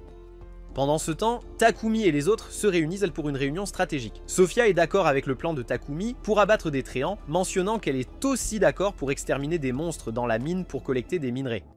Le groupe réaffirme son engagement envers la mission, promettant de faire de leur mieux. Takumi hoche la tête, leur disant qu'ils partiront dans 3 jours. Avec cela en tête, il décide qu'il doit forger de meilleurs équipements pour son groupe avant leur départ. Le lendemain matin, Real quitte le manoir, et ensuite, Takumi examine l'épée drainant le mana qu'il a obtenu de l'empereur gobelin. il découvre qu'elle est faite de carbure de tungstène, une substance incroyablement dure, et réalise que l'arme est bien trop grande pour être pratique pour un humain. Décidant de la réutiliser, il tente de la faire fondre, mais l'épée résiste à ses efforts. Après beaucoup de persévérance, il parvient finalement à forger la lame massive en 2 épées de taille humaine. Notant que la lame absorbe le mana des adversaires pour devenir plus tranchante et plus forte, il décide d'en offrir une à Sophia. 3 jours plus tard, Takumi et son groupe se préparent à partir pour Horace. Papak l'informe que le client pour la mission d'escorte est déjà à l'intérieur de la calèche. Se présentant, Takumi rencontre Genbo, le forgeron qui les accompagnera. Avec tout en place, ils se mettent en route pour leur voyage. De retour à la guilde, le maître de guilde reçoit des nouvelles urgentes de la guilde de Horace, indiquant que l'activité des monstres dans la forêt a considérablement augmenté. Cependant, il se rend compte qu'il est trop tard pour agir, car le groupe de Takumi est déjà parti pour la forêt de la mort. Il espère donc qu'ils ne rencontreront pas d'espèces avancées, sachant à quel point le voyage pourrait devenir dangereux. Pendant ce temps, Takumi et les autres continuent leur chemin, ignorant de la menace imminente. Pendant ce temps, dans la capitale royale, un messager du palais rencontre Pepek, exprimant sa gratitude pour les toilettes qu'il a fournies au roi. L'officiel l'informe qu'ils envisagent de les mettre en œuvre dans toute la capitale, croyant que cette innovation résoudra complètement leurs problèmes d'égout de longue date. Pepek est ravi d'entendre cela, mais l'officiel le prévient ensuite que la nouvelle de cette avancée s'est répandue loin, atteignant même l'empire de la Sainte Sidonie. Étant donné leur réputation, l'empire est susceptible de prendre des mesures. En avançant d'1 an dans le futur, nous voyons que Yamato et Akira sont devenus des combattants redoutables, impressionnant ceux qui les entourent par leur développement rapide. Cependant, Akane reste sceptique à l'égard d'Elisabeth, gardant un œil attentif sur elle. De retour au groupe de Takumi, ils s'arrêtent en près de la forêt de la mort. Takumi lance une barrière protectrice autour de leur camp et ordonne à Gambo de rester à l'intérieur pendant qu'il s'occupe des Tréants. La scène se déplace ensuite vers eux, au cœur de la forêt de la mort, où Takumi demande à Sophia comment distinguer un tréant d'un arbre ordinaire. Sophia explique qu'il doit se concentrer et sentir leur magie tout en observant leur environnement. Elle en désigne alors un, révélant qu'il s'agit d'un tréant, et Takumi se précipite immédiatement vers lui. Il essaie de le frapper avec ses racines, mais Maple et les autres interviennent pour le couvrir. Saisissant l'opportunité, il enfonce sa lance dans le monstre, le terrassant et améliorant à la fois ses compétences en maniement de la hache et en bûcheronnage. Pensant que ces créatures sont faibles, Takumi suppose que ce sera une tâche facile. Cependant, Sophia l'avertit qu'ils sont entourés et suggère d'utiliser la magie pour les abattre plus efficacement. L'équipe déchaîne ses sorts, coupant et brûlant les tréants, et alors que la bataille fait rage, Takumi améliore plusieurs de ses compétences. Soudain, un ancien tréant apparaît, nettement plus fort que les autres. Les filles attaquent, mais leurs coups n'ont aucun effet durable, car le monstre se régénère instantanément. Voyant cela, Sophia dit à Takumi qu'ils doivent l'abattre d'un coup décisif. Alors, elle lui demande d'enrober sa lame de magie de feu, ce qu'il fait avant de foncer sur l'ancien tréant. Évitant ses attaques, il porte un coup direct à son œil, infligeant le coup fatal. Avec cela, la créature est enfin vaincue et les compétences de Takumi montent de niveau à nouveau. Takumi remarque alors un fruit étrange sur le sol et est surpris d'apprendre que les tréants portent des fruits. Sophia les identifie comme des pommes miracles, une découverte extrêmement rare. Alors Takumi suggère de les ramener à la maison et Maria, excitée, annonce son intention de faire une tarte aux pommes. Plus tard, le groupe arrive à Horace et se dirige directement vers la guilde des aventuriers. Takumi décide de prendre une quête pour chasser des moisissures de fer afin d'obtenir l'accès à la mine. Peu après, nous voyons le groupe miner aux côtés de Gambo. Takumi déterre avec succès du mithril et Gambo le dirige vers un endroit contenant du minerai d'adamantite. Gambo est étonné par la chance de Takumi car il est rare de trouver des matériaux aussi précieux lors d'une première expédition minière. Juste à ce moment-là, un moule de fer émerge soudainement du sol et sans hésitation, Takumi l'aveugle en utilisant sa magie de lumière, permettant à Sophia de l'achever rapidement. Les autres s'émerveillent de la facilité avec laquelle il a abattu la créature et Takumi explique qu'il a pensé que la magie de lumière fonctionnerait puisque les moules de fer prospèrent dans l'obscurité. Sophia est encore surprise de la facilité, tandis que Maria boude, déçue de ne pas avoir pu contribuer à quoi que ce soit. Leur quête terminée, ils extraient une énorme quantité de minerais avant de retourner à Bolton. Le lendemain, Takumi visite la boutique de Gambo, impatient d'apprendre les bases de la synthèse et de la forge des alliages de mithril et d'adamantite. Gambo accepte de lui enseigner et commence par faire forger à Takumi un couteau en mithril. Ensuite, Takumi améliore l'armure des filles en utilisant les matériaux de haute qualité qu'il a obtenus, s'assurant qu'elles sont mieux préparées pour les futures batailles. La scène se déplace ensuite vers les filles, essayant leur nouvelle armure, complètement sans voix face au nombre de compétences uniques et d'enchantements infusés en elles. L'armure de Sophia est imprégnée des éléments du vent et de l'eau, tandis que celle de Maria porte les attributs du feu et de la terre. Takumi explique que pour intégrer leurs affinités élémentaires dans l'armure, il a dû saturer des pierres magiques avec son mana jusqu'à ce qu'elles deviennent bleues. Curieuse, Maria demande à Takumi comment il a amélioré sa compétence de tonnerre, et il révèle fièrement qu'il l'a enchanté avec une agilité accrue, le rendant beaucoup plus rapide. Pour le démontrer, il part à grande vitesse, mais perd le contrôle et s'écrase directement contre le mur. Les filles, voulant lui épargner l'embarras, font semblant de n'avoir rien vu, tandis que Takumi réalise qu'il doit s'habituer à sa nouvelle vitesse.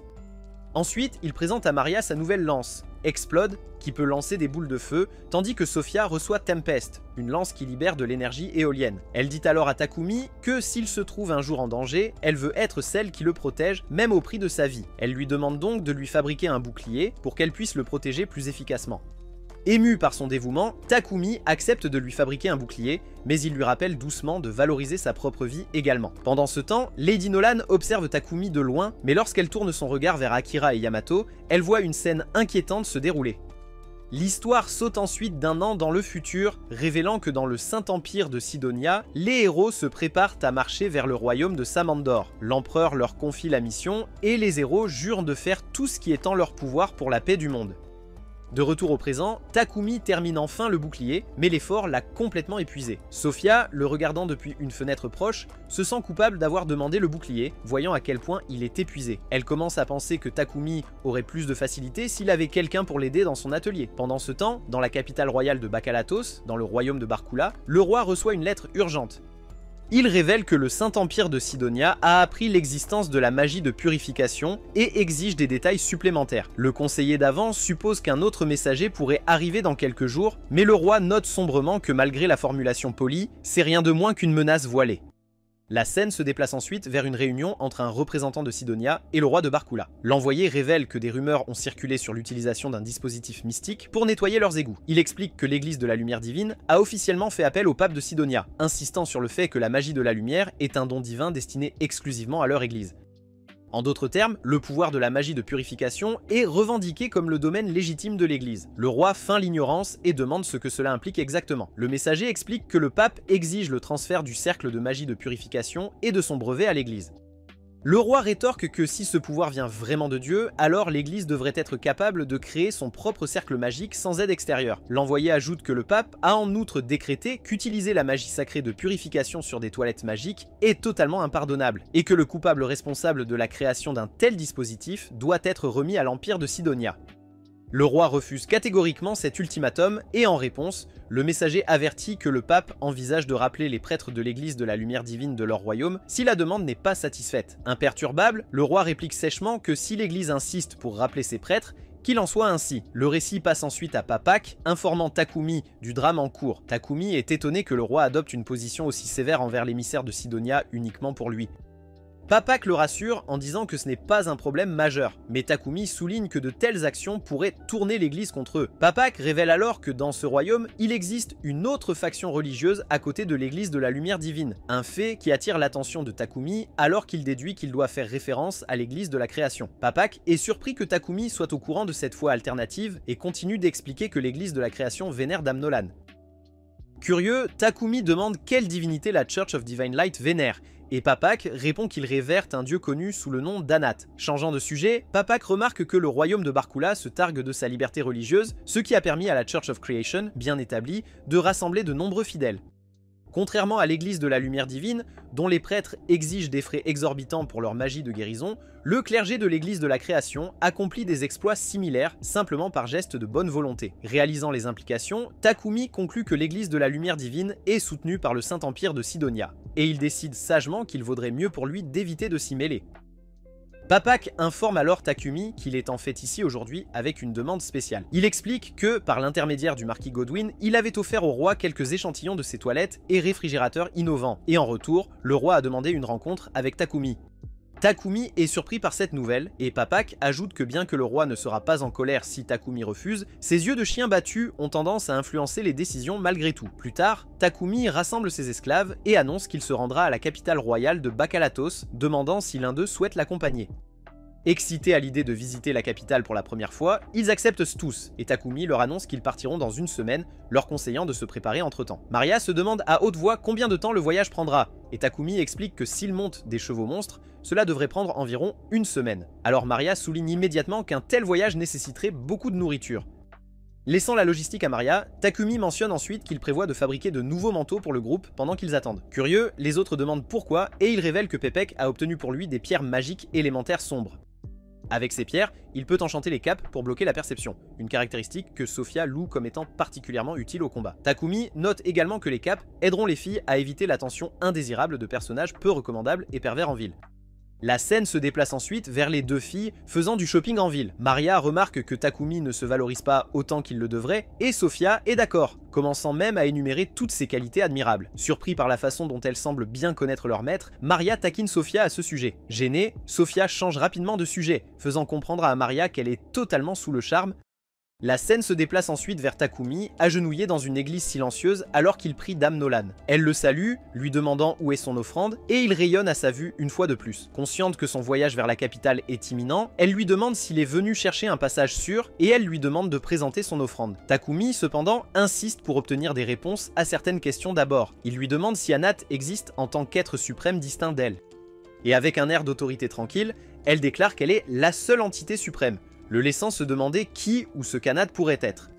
Offrant seulement de vagues assurances qu'il comprendra avec le temps, elle le laisse toujours curieux, surtout que l'empire de Sidonia semble se rapprocher de plus en plus. Takumi se souvient de ses paroles précédentes sur le fait que ses bénédictions sont conditionnelles à ses actions, et demande si l'interférence de Sidonia est liée à cette même clause.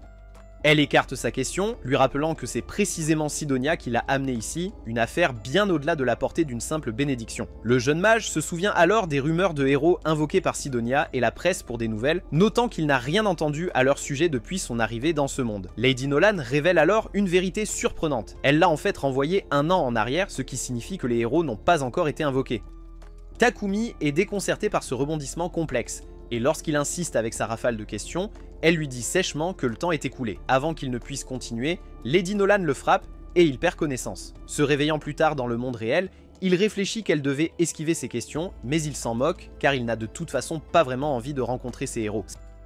Le récit avance ensuite de 10 mois dans le futur au sein du Saint-Empire de Sidonia. Là, Akira s'est montré s'entraînant assidûment avec son épée, ayant considérablement affiné ses compétences, tandis qu'Akane et Yamato observent ses progrès avec admiration. De retour au présent, nous voyons Takumi présenter les nouvelles capes aux filles. Maple remarque immédiatement que les capes complètent parfaitement sa tenue. Bien que Sophia remarque d'abord que l'ensemble assorti est un peu trop audacieux, Takumi se demande si elle n'aime peut-être pas le look. Cependant, Sophia le rassure rapidement en lui disant qu'elle l'adore, à son grand soulagement et plaisir. Plus tard, nous apprenons que Takumi prévoit de construire son propre chariot plutôt que d'en emprunter un à la guilde, visant un plus grand confort. Il explique que bien qu'il puisse construire un chariot, il manque d'un cheval monstre, donc il envisage d'en emprunter un à la guilde. Cependant, Maria intervient et lui rappelle que cette ville est connue comme la cité des aventuriers pour une raison. Elle se souvient des dangers de la forêt de la mort et l'avertit que de nombreuses zones dangereuses avec des monstres en embuscade existent. Selon elle, il n'y a pas seulement des chevaux monstres, mais aussi des licornes et des chevaux dracs, des créatures à la fois plus rapides et plus robustes. La scène se déplace ensuite vers la forêt entourant la ville où Takumi se demande si les chevaux drake sont vraiment plus rapides que les chevaux monstres. Sophia confirme qu'ils le sont et ajoute même qu'ils possèdent une endurance supérieure. Curieux, Takumi demande si la vitesse est due à leur appartenance au type dragon, ce à quoi Maria précise que bien qu'ils ne soient pas réellement des dragons, ils ressemblent à des chevaux normaux, sauf qu'ils arborent une corne et sont couverts d'écailles, rappelant la peau d'un dragon. Réalisant que c'est l'origine de leur nom, Takumi hoche la tête en signe de compréhension, et Maple s'excite à l'idée d'avoir enfin un ami monstre. Soudain, Takumi et les autres rencontrent un loup des buissons qui passe juste à côté d'eux. Sophia semble perplexe, et Takumi attribue l'échec du loup à les détecter à l'efficacité de leur nouvelle cape. Bien qu'il loue les capes pour les avoir gardées cachées, Sophia enlève la sienne, arguant qu'ils doivent s'engager dans le combat pour s'entraîner et se renforcer. Le récit passe ensuite à une scène où Sophia vainc un sanglier, ce qui pousse Maria à remarquer qu'ils ont maintenant de la viande en plus. Maple les presse de se dépêcher et Takumi aperçoit bientôt un tréant tombé. Reconnaissant sa valeur, il décide de le récupérer pour son bois, qu'il a l'intention d'utiliser pour construire la charrette, d'autant plus qu'il envisageait d'en acheter à Papak. Malgré les protestations impatientes de Maple pour qu'il se dépêche, Takumi et les autres se mettent à découper la viande et à ramasser le bois. Irrité, Maple s'éloigne seule, traversant la forêt et remarquant les nombreux tréants morts éparpillés. En s'aventurant plus loin, elle sent quelque chose devant et découvre bientôt un cheval drake blessé. La créature lui lance sa magie, mais elle esquive habilement l'attaque, un mouvement qui lui rappelle le moment où elle avait été blessée et où Takumi l'avait aidée.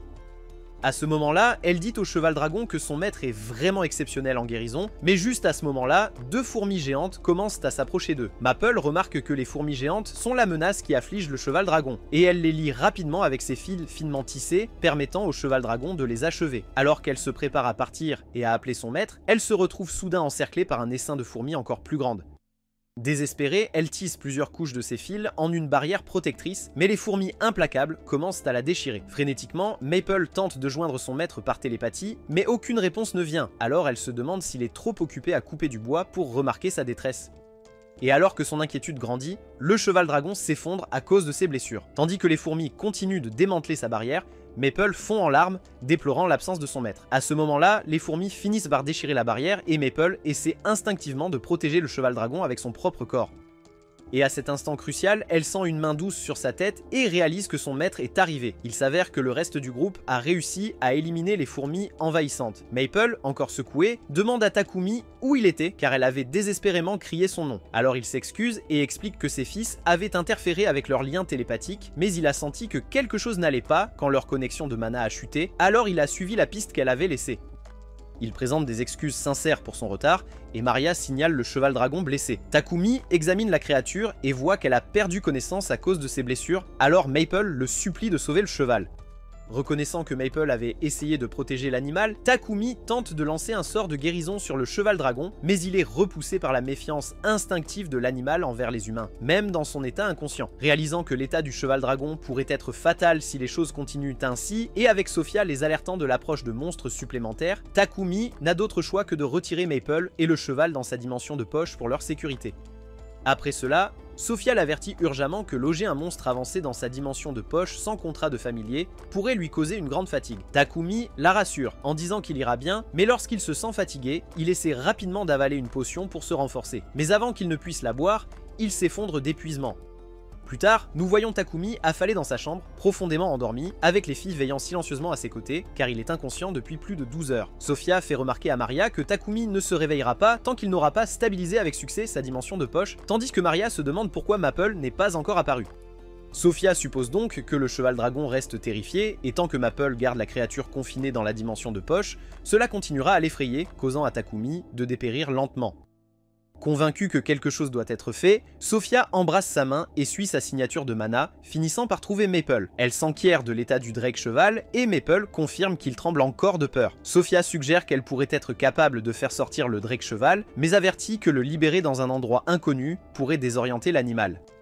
Elle souligne que si la créature ne sort pas, elle ne recevra aucune guérison et Takumi restera inconscient. Pour résoudre le problème, Sophia propose que Maple recrée la barrière qu'elle avait tissée auparavant dans la forêt. Un tel bouclier dissimulera la véritable localisation du cheval dragon. Maple accepte et entre dans le jardin avec le cheval dragon pour former une nouvelle barrière protectrice. Pendant ce temps, Sophia a l'intention de visiter la société Papex pour acquérir des médicaments pour monstres, mais Maria se propose d'y aller à sa place, exhortant Sophia à rester près de leur maître. La scène se déplace ensuite vers Sophia, veillant sur Takumi pendant qu'il dort. Dans ses rêves, Takumi revit des moments passés avec tout le monde jusqu'à ce qu'il se réveille finalement. En ouvrant les yeux, il remarque que Sophia dort encore à son chevet, et lorsqu'elle se réveille finalement, elle rayonne à la vue de son maître et le remercie chaleureusement de veiller sur lui. Il mentionne qu'il doit vérifier le cheval dragon et entre dans la barrière de Maple. Remarquant que la créature semble s'être un peu rétablie, Takumi demande si elle pourrait aussi devenir une amie, étant donné qu'elle s'est déjà rapprochée de Maple. Il utilise sa magie pour apprivoiser doucement le cheval dragon et réussit. Suite à cela, Takumi lance un puissant sort de guérison pour restaurer la santé de la créature et Maple dissipe la barrière autour d'elle. Takumi annonce qu'ils ont gagné un nouveau compagnon, ce qui pousse Maple à demander quel nom il devrait lui donner. Inspiré, Takumi décide de nommer le cheval dragon Camélia, d'après un arbre à feuilles persistantes qui fleurit avec des fleurs rouges et blanches. Les filles conviennent toutes que c'est un joli nom, et Maria propose qu'ils s'assoient tous pour manger, annonçant qu'elle vient de finir de préparer le dîner. Ensuite, la scène se déplace vers la capitale animée de Barkula à la compagnie de commerce Palam. Là, le propriétaire essaie désespérément de vendre un esclave homme-bête doté de capacités magiques, mais l'acheteur potentiel ne montre aucun intérêt. Bien qu'il reconnaisse qu'une bête humaine dotée de tels pouvoirs est une trouvaille rare, il exige une démonstration de sa magie. La fille insiste sur le fait qu'elle prévoit d'étudier dur et de prouver sa valeur. Frustrée par son incapacité à répondre à ses besoins immédiats, l'acheteur part sans faire d'achat. Déçue, la jeune fille, Riva, est consolée par le propriétaire qui lui assure qu'un bon maître finira par arriver. Plus tard, nous trouvons Riva seule dans sa modeste chambre, perdue dans ses pensées. Elle se souvient des jours où elle vivait encore avec sa famille, des jours marqués par des difficultés financières qui l'ont forcée à partir pour la ville afin d'économiser de l'argent et avec la promesse d'envoyer de l'argent à son frère. Pourtant, malgré tous ses efforts, elle n'a pas réussi à tenir cette promesse. Le récit passe ensuite au manoir de Takumi, où Maria demande nonchalamment s'il prévoit de visiter à nouveau l'atelier de Genbo. Takumi confirme qu'il le fera, expliquant que son carrosse nécessite d'urgence le travail d'un forgeron expert. Sofia, toujours inquiète, fait remarquer qu'il a récemment accepté une commande supplémentaire de potions et de réfrigérateurs, et qu'il n'a pas eu un moment de repos depuis des jours. Maria l'exhorte à prendre soin de lui, mais il insiste sur le fait qu'il va bien en partant. Peu de temps après, à la guilde des aventuriers, Takumi surprend une discussion animée au sujet d'une créature mystérieuse et inquiétante qui aurait été vue à la périphérie de la ville. Curieux, il s'approche de la réceptionniste qui explique que des rapports récents ont décrit une créature bizarre errant près des limites de la ville. Il lui montre même un croquis grossier, en notant combien il est étrange qu'aucun dégât significatif n'ait encore été signalé. Puis, lorsqu'on lui demande la raison de sa présence, Takumi révèle qu'il est là pour enregistrer un nouvel animal de compagnie. Les yeux de la réceptionniste s'illuminent d'excitation. Il remarque qu'il faut quelque chose de vraiment extraordinaire pour le surprendre de nos jours. Puis, à la stupéfaction générale, Takumi dévoile son animal de compagnie, Camélia. Presque immédiatement, les membres de la guilde remarquent que Camélia ressemble étrangement à la créature, l'enseignant dans le sketch. Alarmé par cette coïncidence surprenante, le maître de guilde convoque rapidement Takumi pour une discussion privée. Pendant ce temps, alors que la ville s'anime autour, Sofia se promène dans les rues, ses pensées encore tournées vers son récent voyage à la Mulan Trading Company.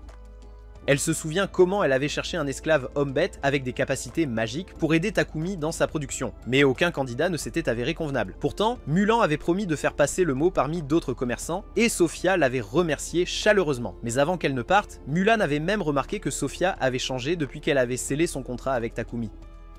Dans le présent, Maria croise Sofia dans la rue. Sofia demande nonchalamment si Maria a fini ses courses, ce à quoi Maria répond qu'elle doit encore passer chez le boucher. Sofia confie alors que Takumi semble constamment épuisé ces jours-ci, et elle souhaite pouvoir alléger son fardeau en s'assurant qu'il ait une bonne nutrition. Bien qu'elle désire aider, elle admet ne pas être assez douée en alchimie, et Maria la rassure en lui disant qu'elle fera de son mieux à travers la cuisine. Quand Sofia propose de donner un coup de main, Maria insiste qu'il vaut mieux qu'elle s'en tienne à ses propres tâches. Sofia accepte le refus avec grâce, et Maria remarque que Sofia semble visiblement différente, son expression plus douce, plus détendue. Surprise d'entendre cette observation une deuxième fois, Sofia rougit et change rapidement de sujet, suggérant qu'elles aillent chercher Takumi. Elles arrivent bientôt à l'atelier de Danbo pour trouver Takumi profondément endormi à son poste. Danbo explique que Takumi était complètement épuisé et s'est endormi en plein travail, avertissant que s'il continue à ce rythme, il s'effondrera. Peu de temps après, Takumi dévoile fièrement sa nouvelle calèche terminée et invite Camélia à la tirer. Mais avant de l'essayer, les filles l'examinent de près et sont étonnées de découvrir que ce n'est pas juste une calèche. C'est essentiellement une maison mobile avec des chambres individuelles et des salles de bain. Ils embarquent pour un tour, et malgré le véhicule qui tremble à l'extérieur, l'intérieur reste remarquablement lisse et confortable. Curieux, Takumi demande à Maria ce qu'elle en pense. Bien qu'elle exprime son approbation, elle suggère d'ajouter des lames décoratives le long des côtés. Lorsqu'il s'enquiert de l'idée, Maria sourit et dit que cela aurait l'air incroyablement cool. Après quelques jours, il laisse Camélia se promener en ville avec le carrosse, et ses statistiques montent rapidement en niveau dans le processus. Puis vient le jour de partir pour la capitale, et Takumi remarque que le lion Fang les accompagnera en tant qu'escorte. Rial s'interroge sur la créature qui tire son carrosse, et Heath précise que c'est un cheval Drake. Juste à ce moment-là, Godwin et Papak arrivent également. Papak est visiblement excité de voir le carrosse, et demande à Takumi s'il peut jeter un coup d'œil à l'intérieur. Takumi accepte, et après inspection, Papak est étonné que Takumi ait construit le carrosse lui-même. Takumi confirme qu'il l'a fait, ce qui pousse Papak à demander tous les détails de la manière dont il a réussi un tel exploit. Trop enthousiaste, Papak s'exclame qu'il paiera généreusement pour ce travail, mais Godwin intervient rapidement pour tempérer son enthousiasme. Papak s'excuse et Godwin remarque que la calèche est vraiment impressionnante. Il déclare qu'il serait chanceux de posséder une calèche comme celle-ci, et Takumi réalise que Godwin en veut une pour lui. Godwin se vante qu'il est prêt à payer jusqu'à 100 pièces de platine pour cela, et Takumi réfléchit que ce prix équivaudrait à 1 milliard de yens, surpris par la somme astronomique. Ils commencent ensuite leur voyage vers la capitale, et en chemin, Godwin loue Takumi pour ses contributions significatives à son domaine. Il proclame que Takumi est destiné à jouer un rôle encore plus important et à devenir célèbre partout. Son majordome est d'accord, et Godwin ajoute que le talent exceptionnel de Takumi attire toutes sortes d'attention, donc il aura besoin de protection contre les vauriens sans scrupules. Cependant, Godwin admet qu'il ne peut gérer que les menaces à l'intérieur du royaume. En ce qui concerne Sidonia ou d'autres nations, il n'a aucune idée des complots qu'il pourrait tramer, donc la vigilance est essentielle. La scène se déplace ensuite à Sidonia plusieurs mois dans le futur, où nous voyons Akane lire que la déesse Anat a créé l'humanité à son image, puis a façonné les hommes bêtes à partir de créatures sauvages pour servir l'humanité. Ensuite, elle a créé les elfes et les nains, les plaçant en dessous de l'humanité dans la hiérarchie. Akane jette ensuite un coup d'œil à un collier d'esclaves des hommes bêtes exposé dans sa chambre et ressent un profond dégoût. Pendant ce temps, Takumi et son entourage arrivent à la capitale de Bakalatos, et Takumi est soulagé de ne pas avoir rencontré de problème de monstres en chemin. Rial mentionne qu'ils en ont eu, mais grâce aux esclaves et animaux de compagnie loyaux de Takumi, les créatures ont été éliminées en un instant, leur laissant peu de travail supplémentaire. Papa informe alors Takumi qu'il aimerait discuter de quelque chose avec lui une fois qu'ils seront à l'auberge. À l'auberge, Papa révèle à Takumi qu'il a l'intention d'offrir au roi un carrosse similaire à celui de Takumi. Il explique qu'il en a déjà parlé avec Godwin et qu'ils sont tous deux d'accord pour dire que présenter un tel carrosse est la meilleure façon de démontrer le talent exceptionnel de Takumi au roi. Avec une audience prévue avec le monarque dans 5 jours, Papak exprime sa préoccupation que construire une calèche en si peu de temps serait difficile si cela se faisait à Bolton. Il demande à Takumi de commencer le travail dès leur retour là-bas. Cependant, Takumi insiste sur le fait qu'il peut la construire ici, notant que ramener une calèche de Bolton serait trop d'efforts. Il ajoute qu'il peut se débrouiller avec les matériaux qu'il a actuellement, mais qu'il aura besoin d'un espace de travail adéquat, et Papak promet de s'en occuper. Plus tard, Takumi est vu en train de discuter du nouveau projet avec ses esclaves. Il explique que Papak a arrangé pour lui de travailler dans le jardin de la société Palam. Sophia intervient, mentionnant qu'elle a entendu parler de cette entreprise, une société de commerce d'esclaves réputée dirigée par un homme nommé Burton, et conseille à Takumi de se procurer un assistant pour l'aider dans le travail. Maria souligne alors qu'il s'est à peine reposé avant ce voyage, et maintenant il se replonge dans la production sans pause. Elle avertit que c'est imprudent, même pour lui, mais Takumi les assure qu'il n'est pas vraiment fatigué. Sophia, toujours enthousiaste à l'idée de travailler avec la société Palam, suggère que Takumi devrait acheter un autre esclave. Takumi refuse d'abord, insistant sur le fait que les deux qu'il a déjà suffisent. Cependant, Sophia insiste, arguant que puisque ni l'un ni l'autre ne peut l'aider avec l'alchimie, une aide supplémentaire serait inestimable. Finalement, Takumi cède et accepte d'acheter un autre esclave, et ils ajoutent que la nouvelle recrue doit être une femme, ce qu'il accepte sans protester davantage. Le lendemain, Takumi arrive à l'entreprise et demande à Burton un esclave qui puisse l'aider dans son travail d'alchimie. Burton remarque qu'il a entendu dire que Takumi utilise l'alchimie pour construire une forge de chariot en mithril et adamantine, et il pense qu'un tel projet nécessite quelqu'un avec une aptitude magique considérable. Pendant ce temps, dans le jardin de l'entreprise, Maria et Sophia découvrent qu'elles ont perdu de vue Maple. Maria, profondément inquiète parce que Maple avait mentionné vouloir explorer les différents bâtiments de l'entreprise, exhorte Sophia à la chercher. Sophia fouille l'un des bâtiments mais ne trouve aucune trace de Maple, jusqu'à ce qu'elle entende soudain un cri. Se précipitant vers le bruit, elle trouve Maple là, avec Riva tremblant à proximité. Bien que Maple essaie de calmer Riva, ses efforts sont insuffisants, alors Sophia intervient pour l'aider à se relever et la calmer doucement. En aidant, Sophia remarque un vieux livre éparpillé sur le sol. Riva explique que c'est une encyclopédie sur l'alchimie de style Arnold, un manuel réputé pour comprendre les bases de l'alchimie. Plus tard, alors que Sophia retourne au jardin, elle tombe sur Takumi, qui l'invite à se joindre à lui alors qu'il rencontre un candidat esclave potentiel. À leur surprise, le candidat n'est autre que Riva. Burton les présente officiellement et Takumi explique la nature de son travail. Désireuse de faire ses preuves cette fois, Riva admet qu'elle s'intéresse à l'alchimie, bien qu'elle hésite en se remémorant les paroles dures de son précédent acheteur, révélant qu'elle doute encore de ses capacités. Sophia dit alors à Takumi que Riva a étudié la magie par elle-même ici. Elle a même vu Riva plus tôt en train de lire un livre d'alchimie. Sophia essaie de se rappeler le titre du livre, et en chœur, Riva et Takumi parviennent à dire son nom, leur excitation partagée étant indéniable. Burton et Sophia échangent des regards complices, remarquant que ces deux-là sont clairement des âmes sœurs. Takumi dessine ensuite un cercle alchimique sur une feuille de papier et demande à Riva quel en est le but. Elle parvient à l'identifier comme un cercle pour faire tourner des sucreries, bien qu'il soit légèrement différent de ceux auxquels elle est habituée, ce qui la laisse incertaine. Submergée par le doute, elle commence à pleurer, se demandant quelle sera sa prochaine étape, et avoue que ce n'est pas le cercle de rotation des sucreries familier dans sa ville natale, craignant d'être à nouveau rejetée. À ce moment-là, Takumi lui tend la main, l'accueillant chaleureusement dans son groupe. Riva est déconcertée car elle n'a pas pu déchiffrer le cercle alchimique que Takumi lui avait montré. Cependant, Takumi la rassure en soulignant qu'elle l'a bien reconnu comme le cercle alchimique utilisé pour faire tourner les bonbons, donc tout va bien. Il ajoute que peu importe si les matériaux sont différents et il la félicite d'avoir saisi le concept d'un coup d'œil. Curieuse, elle demande s'il a vraiment l'intention de l'accepter comme apprenti et quand il confirme, elle est ravie d'avoir enfin un maître. Ils officialisent ensuite leur contrat, Takumi promettant de lui verser un salaire quotidien à partir de ce moment. Rova demande que tous ces salaires soient envoyés directement à sa famille chez elle. Surpris, Takumi demande si elle veut dire chaque pièce, et elle hoche la tête, expliquant que sa famille est très pauvre. Elle se souvient qu'elle a réussi à leur envoyer un peu d'argent en se vendant en esclavage, mais elle est convaincue que ces fonds s'épuiseront bientôt. Elle confie qu'elle ne veut pas que son frère continue à vivre dans la pauvreté et souhaite alléger les fardeaux de sa mère. Takumi l'avertit que si elle envoie tous ses salaires chez elle, elle pourrait rester esclave pour toujours. Mais Sofia intervient en disant qu'il devrait honorer sa demande. Elle lui assure qu'en travaillant pour lui, Riva finira par développer suffisamment de compétences pour gagner sa vie par elle-même et que servir un maître bienveillant indéfiniment n'est pas un sort si terrible. Takumi accepte ce raisonnement, et plus tard, il présente Reva au reste de l'équipe, à sa grande joie. La scène se déplace ensuite au présent dans le Saint-Empire de Sidonia, où l'empereur apprend que le royaume de Barkula refuse toujours de céder Takumi, malgré l'envoi de 3 missives jusqu'à présent.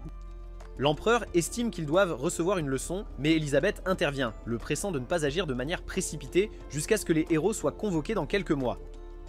Toujours réticent à laisser tomber l'affaire, l'empereur insiste, mais Elisabeth lui conseille de tirer parti du pouvoir de la foi. Elle explique qu'ils vont répandre la nouvelle que quelqu'un manque de respect à l'église de la lumière divine, une action qui ne manquera pas de susciter la colère de ses fidèles. De plus, elle avertit que l'escadron de l'église de la lumière divine ne restera pas les bras croisés face à un tel sacrilège. La scène se déplace ensuite vers Takumi, construisant le cadre de sa nouvelle calèche. Reva regarde avec admiration, remarquant combien il est incroyable qu'il puisse utiliser un cercle d'alchimie aussi complexe pour synthétiser de l'adamantite. Takumi rit et lui dit que cela semble seulement avancer, et il l'assure qu'elle pourra créer des cercles similaires bientôt. Bien que Reva hésite, étant donné leur apparence sophistiquée, Takumi souligne que la qualité la plus importante pour un alchimiste est de s'enthousiasmer pour le processus, et elle possède déjà cette étincelle. Plus tard, nous voyons que le jour est venu pour Takumi de rencontrer le roi, et son carrosse est enfin terminé. Puis un vieil homme s'approche pour l'inspecter, demandant si c'est vraiment le sien. Takumi répond qu'il l'a construit pour le roi, et le vieil homme est encore plus impressionné qu'il ne l'avait entendu. Takumi est surpris quand il se demande comment l'homme connaît son nom, puis Papak et Godwin se précipitent, se référant au visiteur âgé simplement comme le roi. Takumi est choqué de découvrir qu'il est effectivement en présence du roi, qui s'incline devant lui, et Godwin et Papak font de même. Godwin commente qu'il s'attendait à ce que leur audience se tienne dans la grande salle, tandis que le roi explique qu'il voulait simplement remercier Takumi sans aucune des formalités habituelles, laissant Takumi se demander ce que cela signifiait exactement. Le roi poursuit en disant que grâce à la solution ingénieuse de Takumi, ils ont maintenant une solution au problème d'égout qui tourmentait le royaume depuis longtemps. Takumi, inclinant la tête en signe de gratitude, supplie le roi de ne pas exagérer les louanges. Le roi s'excuse ensuite, expliquant que dans des circonstances normales, il organiserait un somptueux banquet en l'honneur de Takumi, accordant de grandes récompenses et même un titre de noblesse, mais que de tels gestes ostentatoires ne feraient qu'attirer une attention indésirable dans le cas particulier de Takumi. Indifférent au titre ou aux richesses, Takumi remercie le roi de l'avoir protégé de Sidonia, ce à quoi le roi répond modestement que c'était simplement son devoir. Takumi est ému de voir que le roi valorise vraiment son peuple avant tout, et après avoir reçu une récompense modeste pour avoir résolu la crise des égouts, il s'en va. Alors qu'ils partent, le roi ordonne à ses ministres de confiance de garder les détails de leur réunion strictement secrets, et ils émettent donc un ordre de silence immédiat. Pourtant, ils conviennent tous que l'influence de Takumi est vouée à croître, et que son identité pourrait bientôt devenir publique une fois que les dispositifs magiques seront exportés vers d'autres nations. Le roi admet que cette possibilité l'inquiète, et il est convaincu que l'église de la lumière divine ripostera si le secret est jamais révélé. Quelques jours plus tard, Takumi et son équipe sont de retour dans leur manoir, qu'il a fini par acheter à Papak. Plus tard, nous le surprenons dans une discussion animée avec l'un de ses esclaves. Il est furieux qu'ils continuent à renoncer à leur salaire. Maria essaie de le calmer, disant que c'est bien puisqu'il fournit déjà de la nourriture et d'autres nécessités, et qu'elle est satisfaite de son allocation régulière. Sofia partage son sentiment, mais Takumi insiste pour qu'ils prennent effectivement leur salaire, même s'ils n'en ont pas besoin, car avoir des économies est important, surtout puisque leur contrat avec lui finira par se terminer. Sofia a alors déclaré avec une conviction sincère qu'elle a l'intention de le servir pour toujours, convaincue qu'il passera l'arme à gauche avant elle et qu'elle gardera sa tombe pour le reste de sa vie. Pendant ce temps, Maria plaisante en disant qu'elle veut juste mourir un jour après son maître et être enterrée juste à côté de lui, bien que Takumi ne puisse pas vraiment comprendre leurs étranges affections. La scène se déplace ensuite à Sidonia dans le présent, où quelqu'un montre à Elizabeth un appareil qu'ils utilisent pour purifier les toilettes à Bolton. Le messager explique qu'ils ont récupéré un de ces dispositifs lors d'une infiltration à Bakalatos, et Elizabeth le considère immédiatement comme un morceau de ferraille hérétique. Elle se demande s'il se moque de la colère de la déesse, et le messager l'informe que la plupart des croyants de l'église de la lumière divine sont impatients d'écraser définitivement la source de ce mal. Elisabeth est d'accord et ordonne au messager de se débarrasser de cette maudite machine avant qu'elle ne se propage davantage. Peu après, nous apprenons que Reva veut s'inscrire à la guilde. Elle dit à Takumi qu'elle aimerait le rejoindre en tant qu'aventurière, convaincue que l'expérience l'aidera à affiner ses compétences en alchimie et à devenir une meilleure artisane. Takumi trouve son raisonnement solide. Après tout, l'aventure peut augmenter le mana, et il l'inscrit rapidement à la guilde. Reva était ravie d'être acceptée et remercia chaleureusement Hans pour son aide à envoyer son argent de récompense chez elle à un coût exceptionnellement bas, un service que Hans expliqua être courant parmi les aventuriers. Hans demanda ensuite à Takumi s'il avait déjà trouvé un nom pour leur groupe, mais Takumi n'avait pas encore réussi à en choisir un. Alors Hans dit que le groupe de Takumi est l'un des meilleurs de leur guilde et qu'il devrait vraiment choisir un nom bientôt. Takumi, cependant, n'est pas convaincu qu'ils en aient besoin. Après tout, il ne prévoit pas de devenir un aventurier professionnel. Ils grognent qu'ils ne sont pas exactement comme la Croque du Lion, avec des rôles bien définis. Au lieu de cela, ils ne sont qu'un groupe hétéroclite de marginaux. Ils se lamentent même que les choses seraient différentes s'ils pouvaient combattre en première ligne. En entendant cela, Barak intervient, déclarant qu'il va l'aider. Takumi insiste à nouveau sur le fait qu'il ne vise pas à devenir aventurier à plein temps, mais Barak n'en a cure car il a déjà juré de l'entraîner. Et bientôt, nous voyons Barak lancer Takumi comme une poupée de chiffon. Tout en le frappant, Barak exige que Takumi trouve un nom pour leur groupe. Chaque suggestion que Takumi propose est si ridiculement mauvaise qu'elle rend Barak furieux et il continue de le jeter partout. Il continue de lui dire qu'il doit juste penser à un nom qui reflète vraiment qui ils sont. Et en regardant cette scène chaotique, Reva se demande si être alchimiste est vraiment censé être aussi difficile. Plus tard, alors que Maria s'occupe des contusions de Takumi, il demande à ses serviteurs s'ils ont des suggestions pour un nom de groupe. Il se plaint qu'à chaque fois qu'il rejette un nom, Barak le jette comme s'il ne valait rien. Les serviteurs proposent quelques suggestions, mais aucune ne vaut mieux que ses propres tentatives faibles. Sophia reste silencieuse tout au long, et il devient vite clair qu'elle est absolument furieuse contre le maître de guilde pour avoir battu Takumi si horriblement. Elle déclare qu'elle va lui faire payer et commence à se diriger vers la guilde, mais Takumi l'arrête, insistant sur le fait que le maître de guilde était juste en train de l'entraîner. En fait, il révèle que grâce à la raclée qu'il a prise aujourd'hui, il a réussi à améliorer certaines de ses compétences. Sophia décide de se calmer pour l'instant, et Takumi se résigne au fait que sa souffrance continuera probablement jusqu'à ce qu'il choisisse enfin un nom de groupe décent. La scène se déplace ensuite vers l'Empire de Sidonia, 10 mois dans le futur. Là, nous voyons Yamato en plein combat avec le capitaine des gardes, le maîtrisant par sa force brute. Akira, observant de loin, ricane et traite Yamato de brute qui ne compte que sur ses muscles.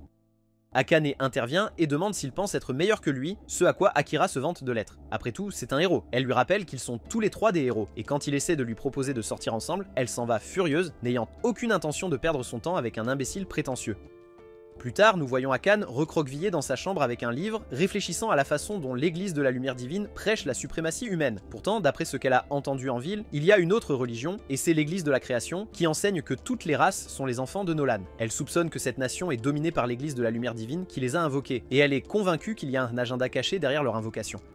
Bien qu'ils prétendent que c'est pour la paix mondiale, elle ne peut s'empêcher de se demander ce qu'ils veulent vraiment d'eux. La scène passe ensuite à Takumi, qui remet une bague et un bâton à Reva, expliquant que ces objets l'aideront à activer des sorts. Reva remarque qu'ils seront utiles lors de leur prochaine aventure, tandis que Maple ne peut s'empêcher de se sentir jalouse que seule Reva reçoive de nouvelles armes.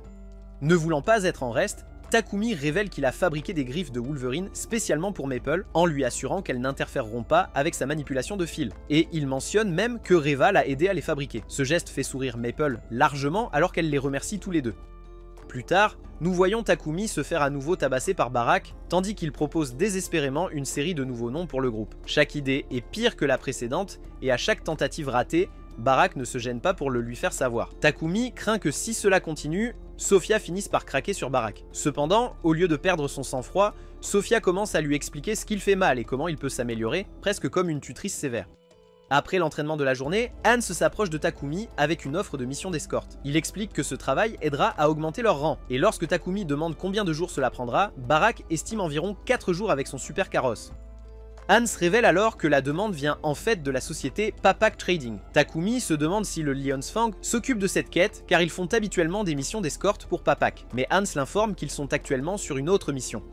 Réalisant qu'ils agissent en tant que renfort, Takumi hésite à accepter la quête. Mais ses esclaves insistent, alors il finit par accepter. Ils se mettent en route, et Hans espère qu'à leur retour, ils auront enfin choisi un nom de groupe approprié. Plus tard, nous voyons Takumi et son groupe escorter Thomas avec plusieurs cargaisons de papak. Thomas exprime son soulagement d'avoir des gardiens aussi compétents à ses côtés. Et Takumi, toujours vigilant, espère qu'aucune attaque de monstre ne se produira en chemin. Thomas ajoute qu'en plus des toilettes, il livre cette fois-ci une variété d'appareils et le président de l'entreprise leur a même demandé de se procurer du lait. Takumi est surpris d'apprendre que le lait existe même dans ce monde. Thomas continue en expliquant que la ville de Kilbis est également célèbre pour un autre produit quotidien, qu'ils appellent fromage. Takumi est de nouveau surpris, et après avoir voyagé un peu plus loin, il rencontre deux groupes rivaux de monstres sur le point de s'affronter pour le territoire. Dans une démonstration éblouissante de puissance, Camélia les anéantit tous en une seule attaque rapide, ce qui amène Thomas à remarquer qu'un tel spectacle dissuaderait sûrement tout autre problème de monstre. Peu après, ils arrivent à Kilbis, où Takumi et son équipe s'assoient pour déguster un copieux ragoût à la crème. En savourant le plat, Takumi réfléchit que bien que le ragoût puisse être amélioré, sa saveur nostalgique est indéniable. Il rappelle à tout le monde qu'ils doivent acheter du fromage et du lait avant de partir, ce qui pousse Sofia à décider d'aller au marché plus tard dans la soirée. Cette nuit-là, le groupe se réunit pour savourer du fromage avec du pain, une combinaison si délicieuse que Riva insiste pour la partager avec sa mère et son petit frère. Takumi réfléchit au fait qu'il a l'impression que seulement quelques mois se sont écoulés depuis son arrivée dans ce monde. Pourtant, ces mois se sont étirés en années dans son cœur. Il admet qu'il ne pourra jamais retourner à son ancienne vie et il se sent étrangement nostalgique. Peut-être est-ce le lait et le fromage qui éveillent ses souvenirs. Curieusement, il demande à Sofia s'ils ont du riz dans ce monde. Et elle répond que bien que le grain soit disponible dans le royaume de Samandor, le riz ne se trouve pas à Bolton.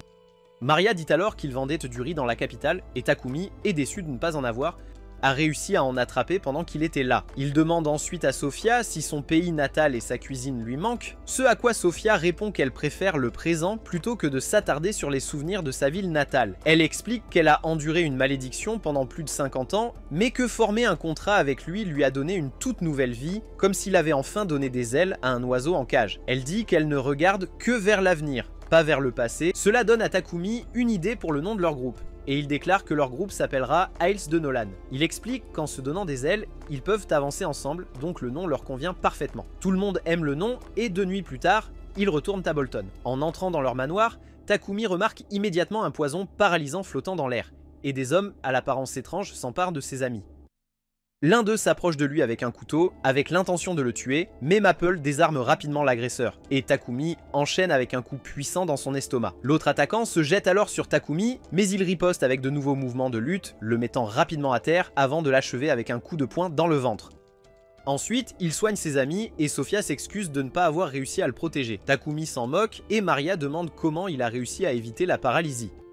Il explique que lui et Maple ont développé une résistance au poison et à la paralysie, bien qu'il admette qu'ils se sentent encore un peu engourdis. Maple demande alors ce qu'il devrait en faire des intrus à l'extérieur, révélant qu'elle a capturé plusieurs assaillants en conduisant Camilla à son écurie. Elle avait senti qu'il pourrait y en avoir d'autres à l'intérieur de la maison également, c'est pourquoi elle s'est cachée dans la dimension de poche. Sofia suppose que cette attaque. Takumi lui demande alors d'amener Barak de la guilde. Peu après, nous voyons une calèche transporter les assaillants capturés. Et Barak conseille à Takumi de signaler l'incident au seigneur, notant que c'est une affaire sérieuse.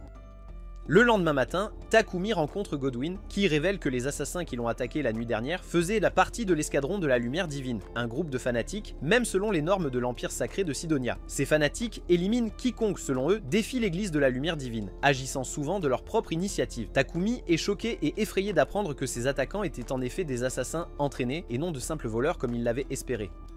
Godwin est convaincu que la racine du problème réside dans les toilettes magiques que Takumi a créées. Dans le passé, les prêtres devaient périodiquement purifier les toilettes en utilisant la magie sacrée, une tâche qui rapportait d'énormes revenus au clergé de Sidonia. Maintenant que Takumi a éliminé leur principale source de revenus, les prêtres sont déterminés à se venger. Takumi envisage brièvement de disparaître, mais Godwin et ses subordonnés lui assurent qu'il serait plus en sécurité s'il reste sous leur surveillance. Après tout, ils peuvent le soutenir activement. Le maître de guilde insiste sur le fait qu'ils doivent améliorer la sécurité de Takumi pendant ses aventures. Takumi proteste nerveusement qu'il préférerait faire une pause, mais le maître de guilde refuse de laisser son groupe, ou les 5 meilleurs de leur ville, arrêter leur travail. Avec Sofia promettant de le garder en sécurité à tout prix, le maître de guilde finit par le convaincre de continuer ses devoirs d'aventurier.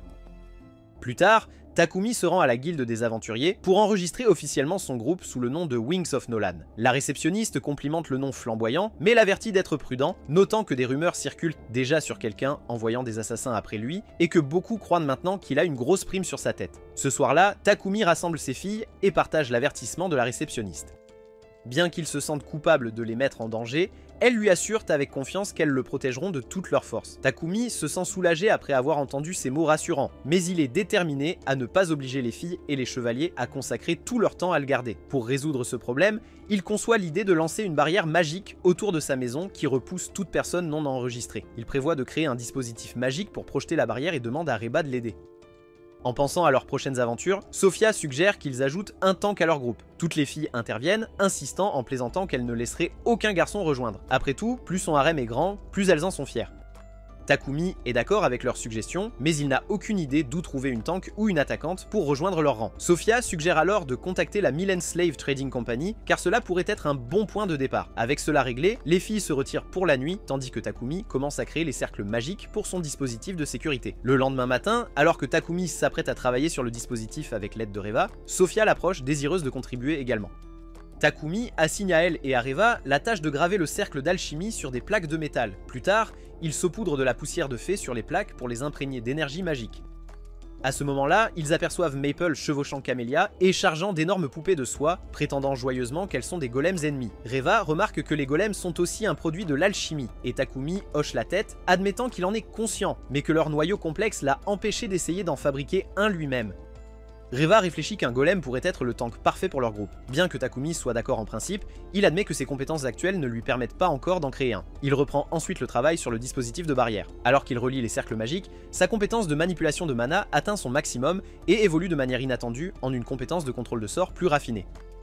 Takumi réalise qu'améliorer sa maîtrise des sorts pourrait un jour lui permettre de construire des golems. Pendant ce temps, dans l'empire lointain de Sidonia, l'empereur apprend que l'escadron de la lumière divine a été capturé, et apparemment, ils n'ont même pas pu se suicider avant d'être pris. Réalisant que les choses se sont encore compliquées, sa fille, Elisabeth, intervient, insistant pour qu'il cesse de se concentrer sur un seul homme alors que des plans plus importants sont en jeu. Le mage de la cour explique qu'ils ont assemblé un cercle magique ancien pour invoquer des héros, mais qu'ils ont besoin d'au moins quelques mois pour accumuler la puissance magique requise. En même temps, Takumi tente de synthétiser le noyau d'un golem par alchimie, mais ses compétences ne sont pas à la hauteur. Observant ces difficultés, Maple suggère qu'au lieu d'en créer un de toutes pièces, il pourrait simplement apprivoiser un golem existant. Intrigué par son idée, il consulte immédiatement Sophia pour savoir où de tels golems pourraient être trouvés. Sophia l'informe que des golems de pierre errants peuvent être trouvés parmi les ruines anciennes, tandis que les golems de fer résident généralement dans les donjons. Takumi est surpris d'apprendre que des donjons existent dans ce royaume, et il décide rapidement qu'acquérir un golem de fer serait idéal. Malgré les avertissements de Sophia, selon lesquels se précipiter dans un donjon sans un bon tank ou attaquant de première ligne serait imprudent, Takumi est déterminé et mène son groupe vers le donjon.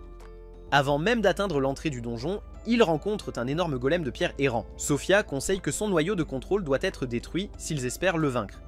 Cependant, Takumi hésite à détruire le noyau car c'est précisément le composant qu'il désire. Soudain, le golem devient alerte, ses yeux commencent à briller et il se tourne vers eux. Tant Takumi que Sophia se baissent instinctivement, tandis que Sophia insiste sur la prudence, affirmant que combattre le golem serait trop risqué. Takumi rétorque que s'ils peuvent le dompter, le golem servirait de tank redoutable pour leur groupe. Sans hésitation, il saute pour affronter le golem, et les filles n'ont d'autre choix que de le suivre. Alors que le golem avance, entouré par son groupe, Takumi ressent de manière inattendue une connexion avec la créature. Il ordonne à ses compagnons de cesser le feu, s'approchant lentement du golem et l'étudiant attentivement.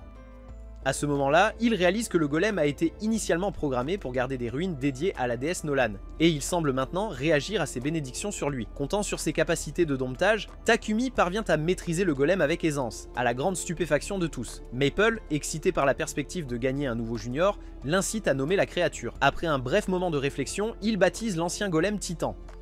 Le titan nouvellement apprivoisé tente de communiquer, mais son langage reste un mystère. Takumi envisage de l'équiper d'un boîtier vocal, mais il réalise rapidement que faire entrer un être aussi colossal dans la ville provoquerait sans aucun doute la panique. Il envisage même de transporter le golem via sa dimension de poche. Cependant, avant qu'il ne puisse décider, Titan perd de manière inattendue toute sa masse et rétrécit pour devenir une version miniature de lui-même. En rentrant chez lui, Takumi se concentre immédiatement sur la conception d'un nouveau corps pour Titan, mais avant même de commencer la fabrication, il convoque une réunion cruciale avec ses esclaves. Il explique qu'il a des ennemis à ses trousses et qu'il ne veut pas qu'ils soient pris dans le feu croisé. Pour cette raison, il propose de dissoudre leur contrat afin qu'elles puissent retourner en toute sécurité à leur propre vie. Les filles sont horrifiées par cette suggestion, insistant sur le fait qu'elles ne l'abandonneront pas, même face au danger. En réponse, Takumi leur rappelle qu'il a toujours Titan et ses 2 animaux de compagnie pour le protéger, et il promet de les payer généreusement afin qu'une fois ces contrats terminés, elles ne soient pas forcées d'être esclaves de quelqu'un d'autre. Mais malgré ces assurances, les filles hésitent à accepter l'idée. Soudain, Maria frappe sa lance vers lui, déclarant que s'il a vraiment l'intention de les libérer, il devra d'abord lui répondre. Elle se lance dans une tirade passionnée, le condamnant pour avoir même envisagé de les laisser derrière en des temps si périlleux. Submergés par l'émotion, Maria et Takumi s'effondrent tous les deux. Sophia intervient alors pour réconforter une Maria en larmes, expliquant que bien qu'elle comprenne l'inquiétude de Takumi pour leur sécurité, sa suggestion de les éloigner pendant ses pires moments les a profondément blessés. Réfléchissant à la loyauté indéfectible qu'elles ont toujours montrée, Takumi s'excuse sincèrement d'avoir imposé ses fardeaux sur elles et d'avoir ignoré leurs sentiments. Il les supplie de rester à ses côtés et de l'aider à combattre ses ennemis, et les filles acceptent de tout cœur. Quelques jours plus tard, Takumi termine le nouveau corps de Titan, fabriqué à partir d'un mélange d'adamantite et de mithril, équipé d'armes avancées et de fonctionnalités défensives, et même capable de parler. En hommage à son rêve d'enfance de devenir un Power Ranger, il crée une version colossale de Titan qu'il peut littéralement entrer et contrôler comme si c'était une extension de son propre corps. Alors qu'il pleure de joie devant son accomplissement, Nolan, qui a suivi ses progrès comme si elle était fan de sa chaîne YouTube, se dit qu'il a peut-être un peu exagéré avec ce golem. Juste à ce moment-là, son assistant fait irruption avec des nouvelles choquantes sur la soi-disant déesse Anat, que l'Empire de Sidonia vénère. Apparemment, il n'y a jamais eu de véritable déesse nommée Anat. Au lieu de cela, en raison de la fervente dévotion de l'église de la lumière divine, un être portant ce nom est lentement en train de se former, et il se transforme en esprit maléfique. Nolan avait depuis longtemps soupçonné qu'un tel phénomène pourrait se produire, et elle réalise maintenant que cela pourrait déclencher une guerre catastrophique sur Terre, que Sidonia et ses héros pourraient involontairement provoquer. Incapable d'intervenir directement dans le royaume des mortels, elle avait doté Takumi de son nouveau corps et de puissantes bénédictions pour qu'il puisse se montrer à la hauteur et sauver tout le royaume. La scène se déplace ensuite à un an auparavant dans une modeste colonie de développement près de Bolton, où une femme bête nommée Mani est vue en train de pleurer sur une tombe jusqu'à ce qu'une connaissance l'appelle. Assise à l'intérieur d'un des wagons du train, Mani surprend une conversation dans laquelle des gens se lamentent qu'il n'y a pas d'échappatoire sauf ce village, et ils déplorent comment l'économie locale s'est effondrée parce que les nobles faisaient ce qu'ils voulaient, menant à la destruction et à l'abandon du village, alors que les nobles fuyaient vers les terres voisines. Une femme dans la discussion souligne même que le mari de Mani a travaillé jusqu'à la mort sans recevoir de soins appropriés, blâmant directement les nobles. Un an après l'abandon du village, Godwin apprend que les réfugiés ont été accueillis avec bienveillance par le comte Rodford à cette époque. Ces 2 subordonnés sont indignés par la mesquinerie des nobles à ce sujet, mais Godwin insiste sur le fait qu'ils ne peuvent pas abandonner ceux qui ont perdu leur foyer. En fait, Rodford a envoyé une lettre demandant que les 1000 réfugiés se voient accorder un nouveau foyer, donc il était clair qu'une vaste étendue de terre était nécessaire. Mais le seul territoire disponible était connu pour ces monstres errants, un obstacle redoutable qui ne pouvait être surmonté qu'en convoquant la seule personne capable de gérer de telles menaces.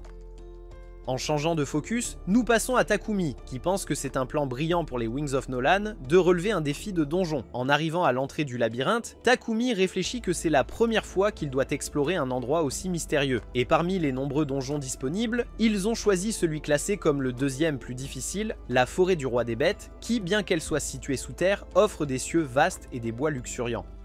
À l'intérieur du donjon, même si les monstres sont bien plus puissants que ceux rencontrés à l'extérieur, l'entraînement rigoureux du groupe leur donne un avantage. Grâce au sens aiguisé de Maple, ils détectent les mouvements ennemis tôt, leur permettant de lancer des attaques surprises et de mettre en place des défenses efficaces. De plus, avec Titan prenant le gros de l'assaut des monstres en tant que tank, les Wings of Nolan battent systématiquement les boss. Après une journée entière d'exploration, l'équipe atteint enfin le dernier étage du labyrinthe. Les esprits sont élevés alors qu'ils s'émerveillent d'être arrivés si loin avec à peine une égratignure, et Takumi attribue leur succès à leur évitement soigneux des pièges. Mais à peine a-t-il fini sa remarque qu'il marche par inadvertance sur un faux sol dissimulé, déclenchant une énorme boule de fer qui commence à rouler de manière menaçante derrière eux. Heureusement, ils parviennent à s'enfuir juste à temps pour éviter son impact écrasant. Une fois en sécurité, Maple plaisante en demandant si Titan aurait pu simplement détruire la boule de fer. Takumi explique que bien que Titan ait certainement eu le pouvoir de le faire, il avait ordonné une retraite ordonnée et Titan avait obéi parfaitement. Au milieu de leur conversation, l'un des passages se scelle mystérieusement, ne leur laissant d'autre choix que de suivre la seule route restante. Takumi sent que ce nouveau chemin mène à un endroit peu accueillant. Et comme par hasard, un dragon de terre de rang S émerge soudainement des ombres. La vue de ce dragon fait regretter à Takumi la puissance du grand titan, souhaitant qu'il ait été avec lui pour affronter cette bête redoutable. La bataille qui s'ensuit favorise clairement le dragon, dont l'assaut incessant force les ailes de Nolan à rester perpétuellement sur la défensive. Profitant d'une brève opportunité, Takumi ordonne à Titan et Maple de sécuriser la queue du dragon, empêchant ainsi la créature de l'utiliser à son avantage. Titan s'accroche promptement à la queue, tandis que Maple lance une toile pour immobiliser davantage la bête. Profitant de l'instant, Sophia enfonce sa lance dans l'un des membres du dragon, suivi rapidement par la coupe de vent précise de Takumi, le barrage de feu explosif de Riva et la lance de feu brûlante de Maria. En même temps, Titan reçoit l'instruction d'invoquer la lumière du jugement. Bien que cette attaque combinée convainque Riva que le dragon a été vaincu, Takumi reste sceptique, sachant que l'ennemi est loin d'être défait. Dans un retournement soudain, le dragon ailé se lève des cendres fumantes et déchaîne un torrent de feu sur Titan, infligeant des dégâts dévastateurs. Au milieu du chaos, Sophia discerne que le flanc du dragon est son point faible. Saisissant l'instant, Takumi invoque Camélia, lui ordonnant de charger et de donner un puissant coup de tête à ce côté vulnérable. Peu après, Takumi avance lui-même, imprégnant son épée de magie électrique avant de la lancer sur le dragon. La lame enchantée atteint sa cible et le dragon se désintègre en néant, signalant le triomphe des ailes de Nolan et sécurisant à la fois le dernier trésor et tout le donjon pour eux. À la stupéfaction générale, Camélia commence à grandir en taille alors qu'elle évolue. Ramassant un fragment des restes du dragon sur le sol, Takumi envisage la possibilité de créer de nouveaux objets fascinants à partir de ce matériau rare et puissant. Après être sorti du donjon, Takumi est rapidement convoqué par Godwin. Lors d'une réunion privée, Godwin explique que dans les régions sud de son domaine se trouvent de vastes terres inexploitées. C'est une frontière sauvage, abandonnée par les colons, car des monstres y errent librement, rendant la zone périlleuse.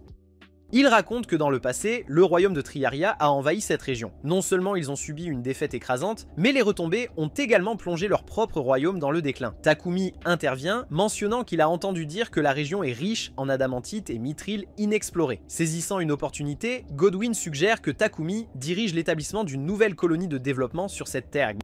Il cite le succès du village de Bor, où Takumi avait rapidement érigé un mur résistant autour du territoire, comme preuve qu'il est plus que capable de reproduire un tel exploit. L'assistant de Godwin fournit ensuite plus de détails, révélant qu'il y a une rivière et une source à environ 105 miles au sud de Bolton. Cet emplacement, avec sa source d'eau fiable et sa distance relative des monstres dangereux, serait un point de départ idéal pour une nouvelle colonie. Pendant ce temps, Sophia, toujours profondément préoccupée par la sécurité de son maître en raison de la poursuite incessante par l'escadron fanatique de la lumière divine, exprime ses inquiétudes. Godwin, conscient du moment précaire, déplore qu'ils doivent poursuivre ce projet de développement malgré les circonstances délicates. Cependant, il explique qu'il y a un besoin humanitaire urgent. Un établissement avait été abandonné il y a un an lorsque la corruption des nobles a stoppé le développement, laissant ses habitants sans abri et les forçant à devenir réfugiés à Bolton et Rockford. Le plan maintenant est de reconstruire rapidement et de fournir de nouveaux logements à ceux qui ont été déplacés. Ému par ses propres difficultés passées de sans-abri, Takumi accepte la mission sans hésitation, sachant qu'il ne peut pas laisser ces gens dans la misère. Les habitants du village de Bor, qu'il avait autrefois accueilli à bras ouverts, lui rappellent l'importance de la communauté. Plus tard dans sa mission, Takumi renonce à une escorte nocturne, si bien que les ailes de Nolan se retrouvent à voyager seules vers le site de développement, une région bénie par une eau abondante et un climat favorable. Là, son équipe utilise la magie de la terre pour ériger des murs solides et creuser de profonds fossés autour d'une forteresse naissante. Ils construisent également des routes internes, bâtissent des aqueducs, cultivent des plantations de bois et éliminent systématiquement les monstres à proximité. Après avoir travaillé pendant un certain temps, Takumi dit à Sophia de retourner à Bolton et de convoquer les nouveaux résidents pour cet établissement prometteur. Lorsque Sophia arrive et transmet la nouvelle, Godwin est complètement stupéfait que l'établissement ait été achevé et soit prêt à accueillir des réfugiés après seulement 10 jours de construction. Par conséquent, un convoi transportant les personnes déplacées est envoyé. Tout au long du voyage, les réfugiés murmurent entre eux qu'ils sont envoyés à la frontière sud, un désert sous-développé infesté de monstres, où ils craignent d'être destinés à périr simplement pour débarrasser les nobles de leur fardeau. D'après leur conversation entendue, il semble que toute l'opération ait été confiée à un homme envoyé de Bolton, un individu riche et insensible qui traite les pauvres comme de simples pions jetables. À la fin du voyage, les guerriers chargés d'escorter le convoi restent sans voix devant la taille impressionnante du mur entourant le nouveau village. Leur étonnement s'intensifie lorsqu'ils remarquent non seulement des maisons parfaitement construites, mais aussi un château se dressant fièrement au centre de la zone. Lorsque l'agent d'exportation rencontre Takumi, il explique qu'il était occupé à préparer le sol pour l'agriculture et assure à l'agent que le mur est suffisamment robuste pour repousser tout envahisseur, sauf bien sûr s'il s'agit de dragons. L'agent demande des détails sur le château et Takumi explique qu'il est destiné à servir de résidence au gouverneur de la colonie, étant donné qu'il y a déjà beaucoup de maisons pour les résidents. Il ajoute que la colonie comprend une caserne pour les chevaliers et même un système d'égout sophistiqué qui utilise des fosses septiques ainsi que des dispositifs magiques. L'officier est incrédule et n'arrive pas à comprendre comment ce jeune homme a réussi à développer une colonie aussi avancée en un peu plus de 10 jours. Et il accuse même Takumi d'avoir eu recours à la magie, une accusation que Takumi ne tente pas de réfuter. Alors que la nouvelle ville est dévoilée, quelques réfugiés murmurent des doutes sur leur capacité à vraiment prospérer là-bas. En même temps, Sofia s'approche de Mani, perplexe quant à la raison pour laquelle elle semble seule dans sa nouvelle maison. Mani explique que son mari est mort dans leur ancien village. Alors Sofia remarque avec sympathie que gérer une ferme seule doit être incroyablement difficile. Et elle demande si Mani pourrait être intéressée par un autre type de travail. Lorsque Mani reste silencieuse, Sofia promet de consulter son maître sur les opportunités potentielles. Mani est surprise d'apprendre que Sofia a même un maître. Et Sofia explique que ce maître a été responsable de la construction de la colonie. Et étant donné l'emploi du temps chargé de tout le monde, il pourrait même avoir besoin de quelqu'un pour s'occuper de la cuisine ou de tâches similaires. Sur ce, Sofia part parler avec Takumi, promettant de revenir plus tard pour prendre des nouvelles de Mani. Des heures plus tard, Takumi présente à Mani une offre pour travailler pour lui et répondre à ses besoins en échange d'un salaire à négocier plus tard. Alors que la proposition fait son chemin, des souvenirs envahissent l'esprit de Mani, des réminiscences de conversations à voix basse et de la calèche sur le fait qu'on ne devrait plus faire confiance aux nobles, et des souvenirs amers de la façon dont son propre mari a péri à cause de la cupidité des riches. Accablée par la peur que l'histoire ne se répète et ne la plonge dans un désespoir plus profond, elle refuse catégoriquement, avouant qu'elle ne peut se résoudre à faire confiance à Takumi. Maria essaie de la rassurer en disant que Takumi n'est pas comme les autres nobles, mais Takumi décide finalement de mettre l'offre de côté pour le moment. Après la réunion, Mani sent qu'elle ne peut plus rester dans cet environnement. Elle craint que son honnêteté brutale n'invite que la persécution, ou pire. Dans un tourbillon d'émotions contradictoires, elle se demande si son éclat n'était qu'une expression inconsciente de justice, un moyen d'exprimer la douleur profonde infligée par l'aristocratie, ou peut-être juste une tentative désespérée d'exprimer sa frustration de longue date d'être impuissante.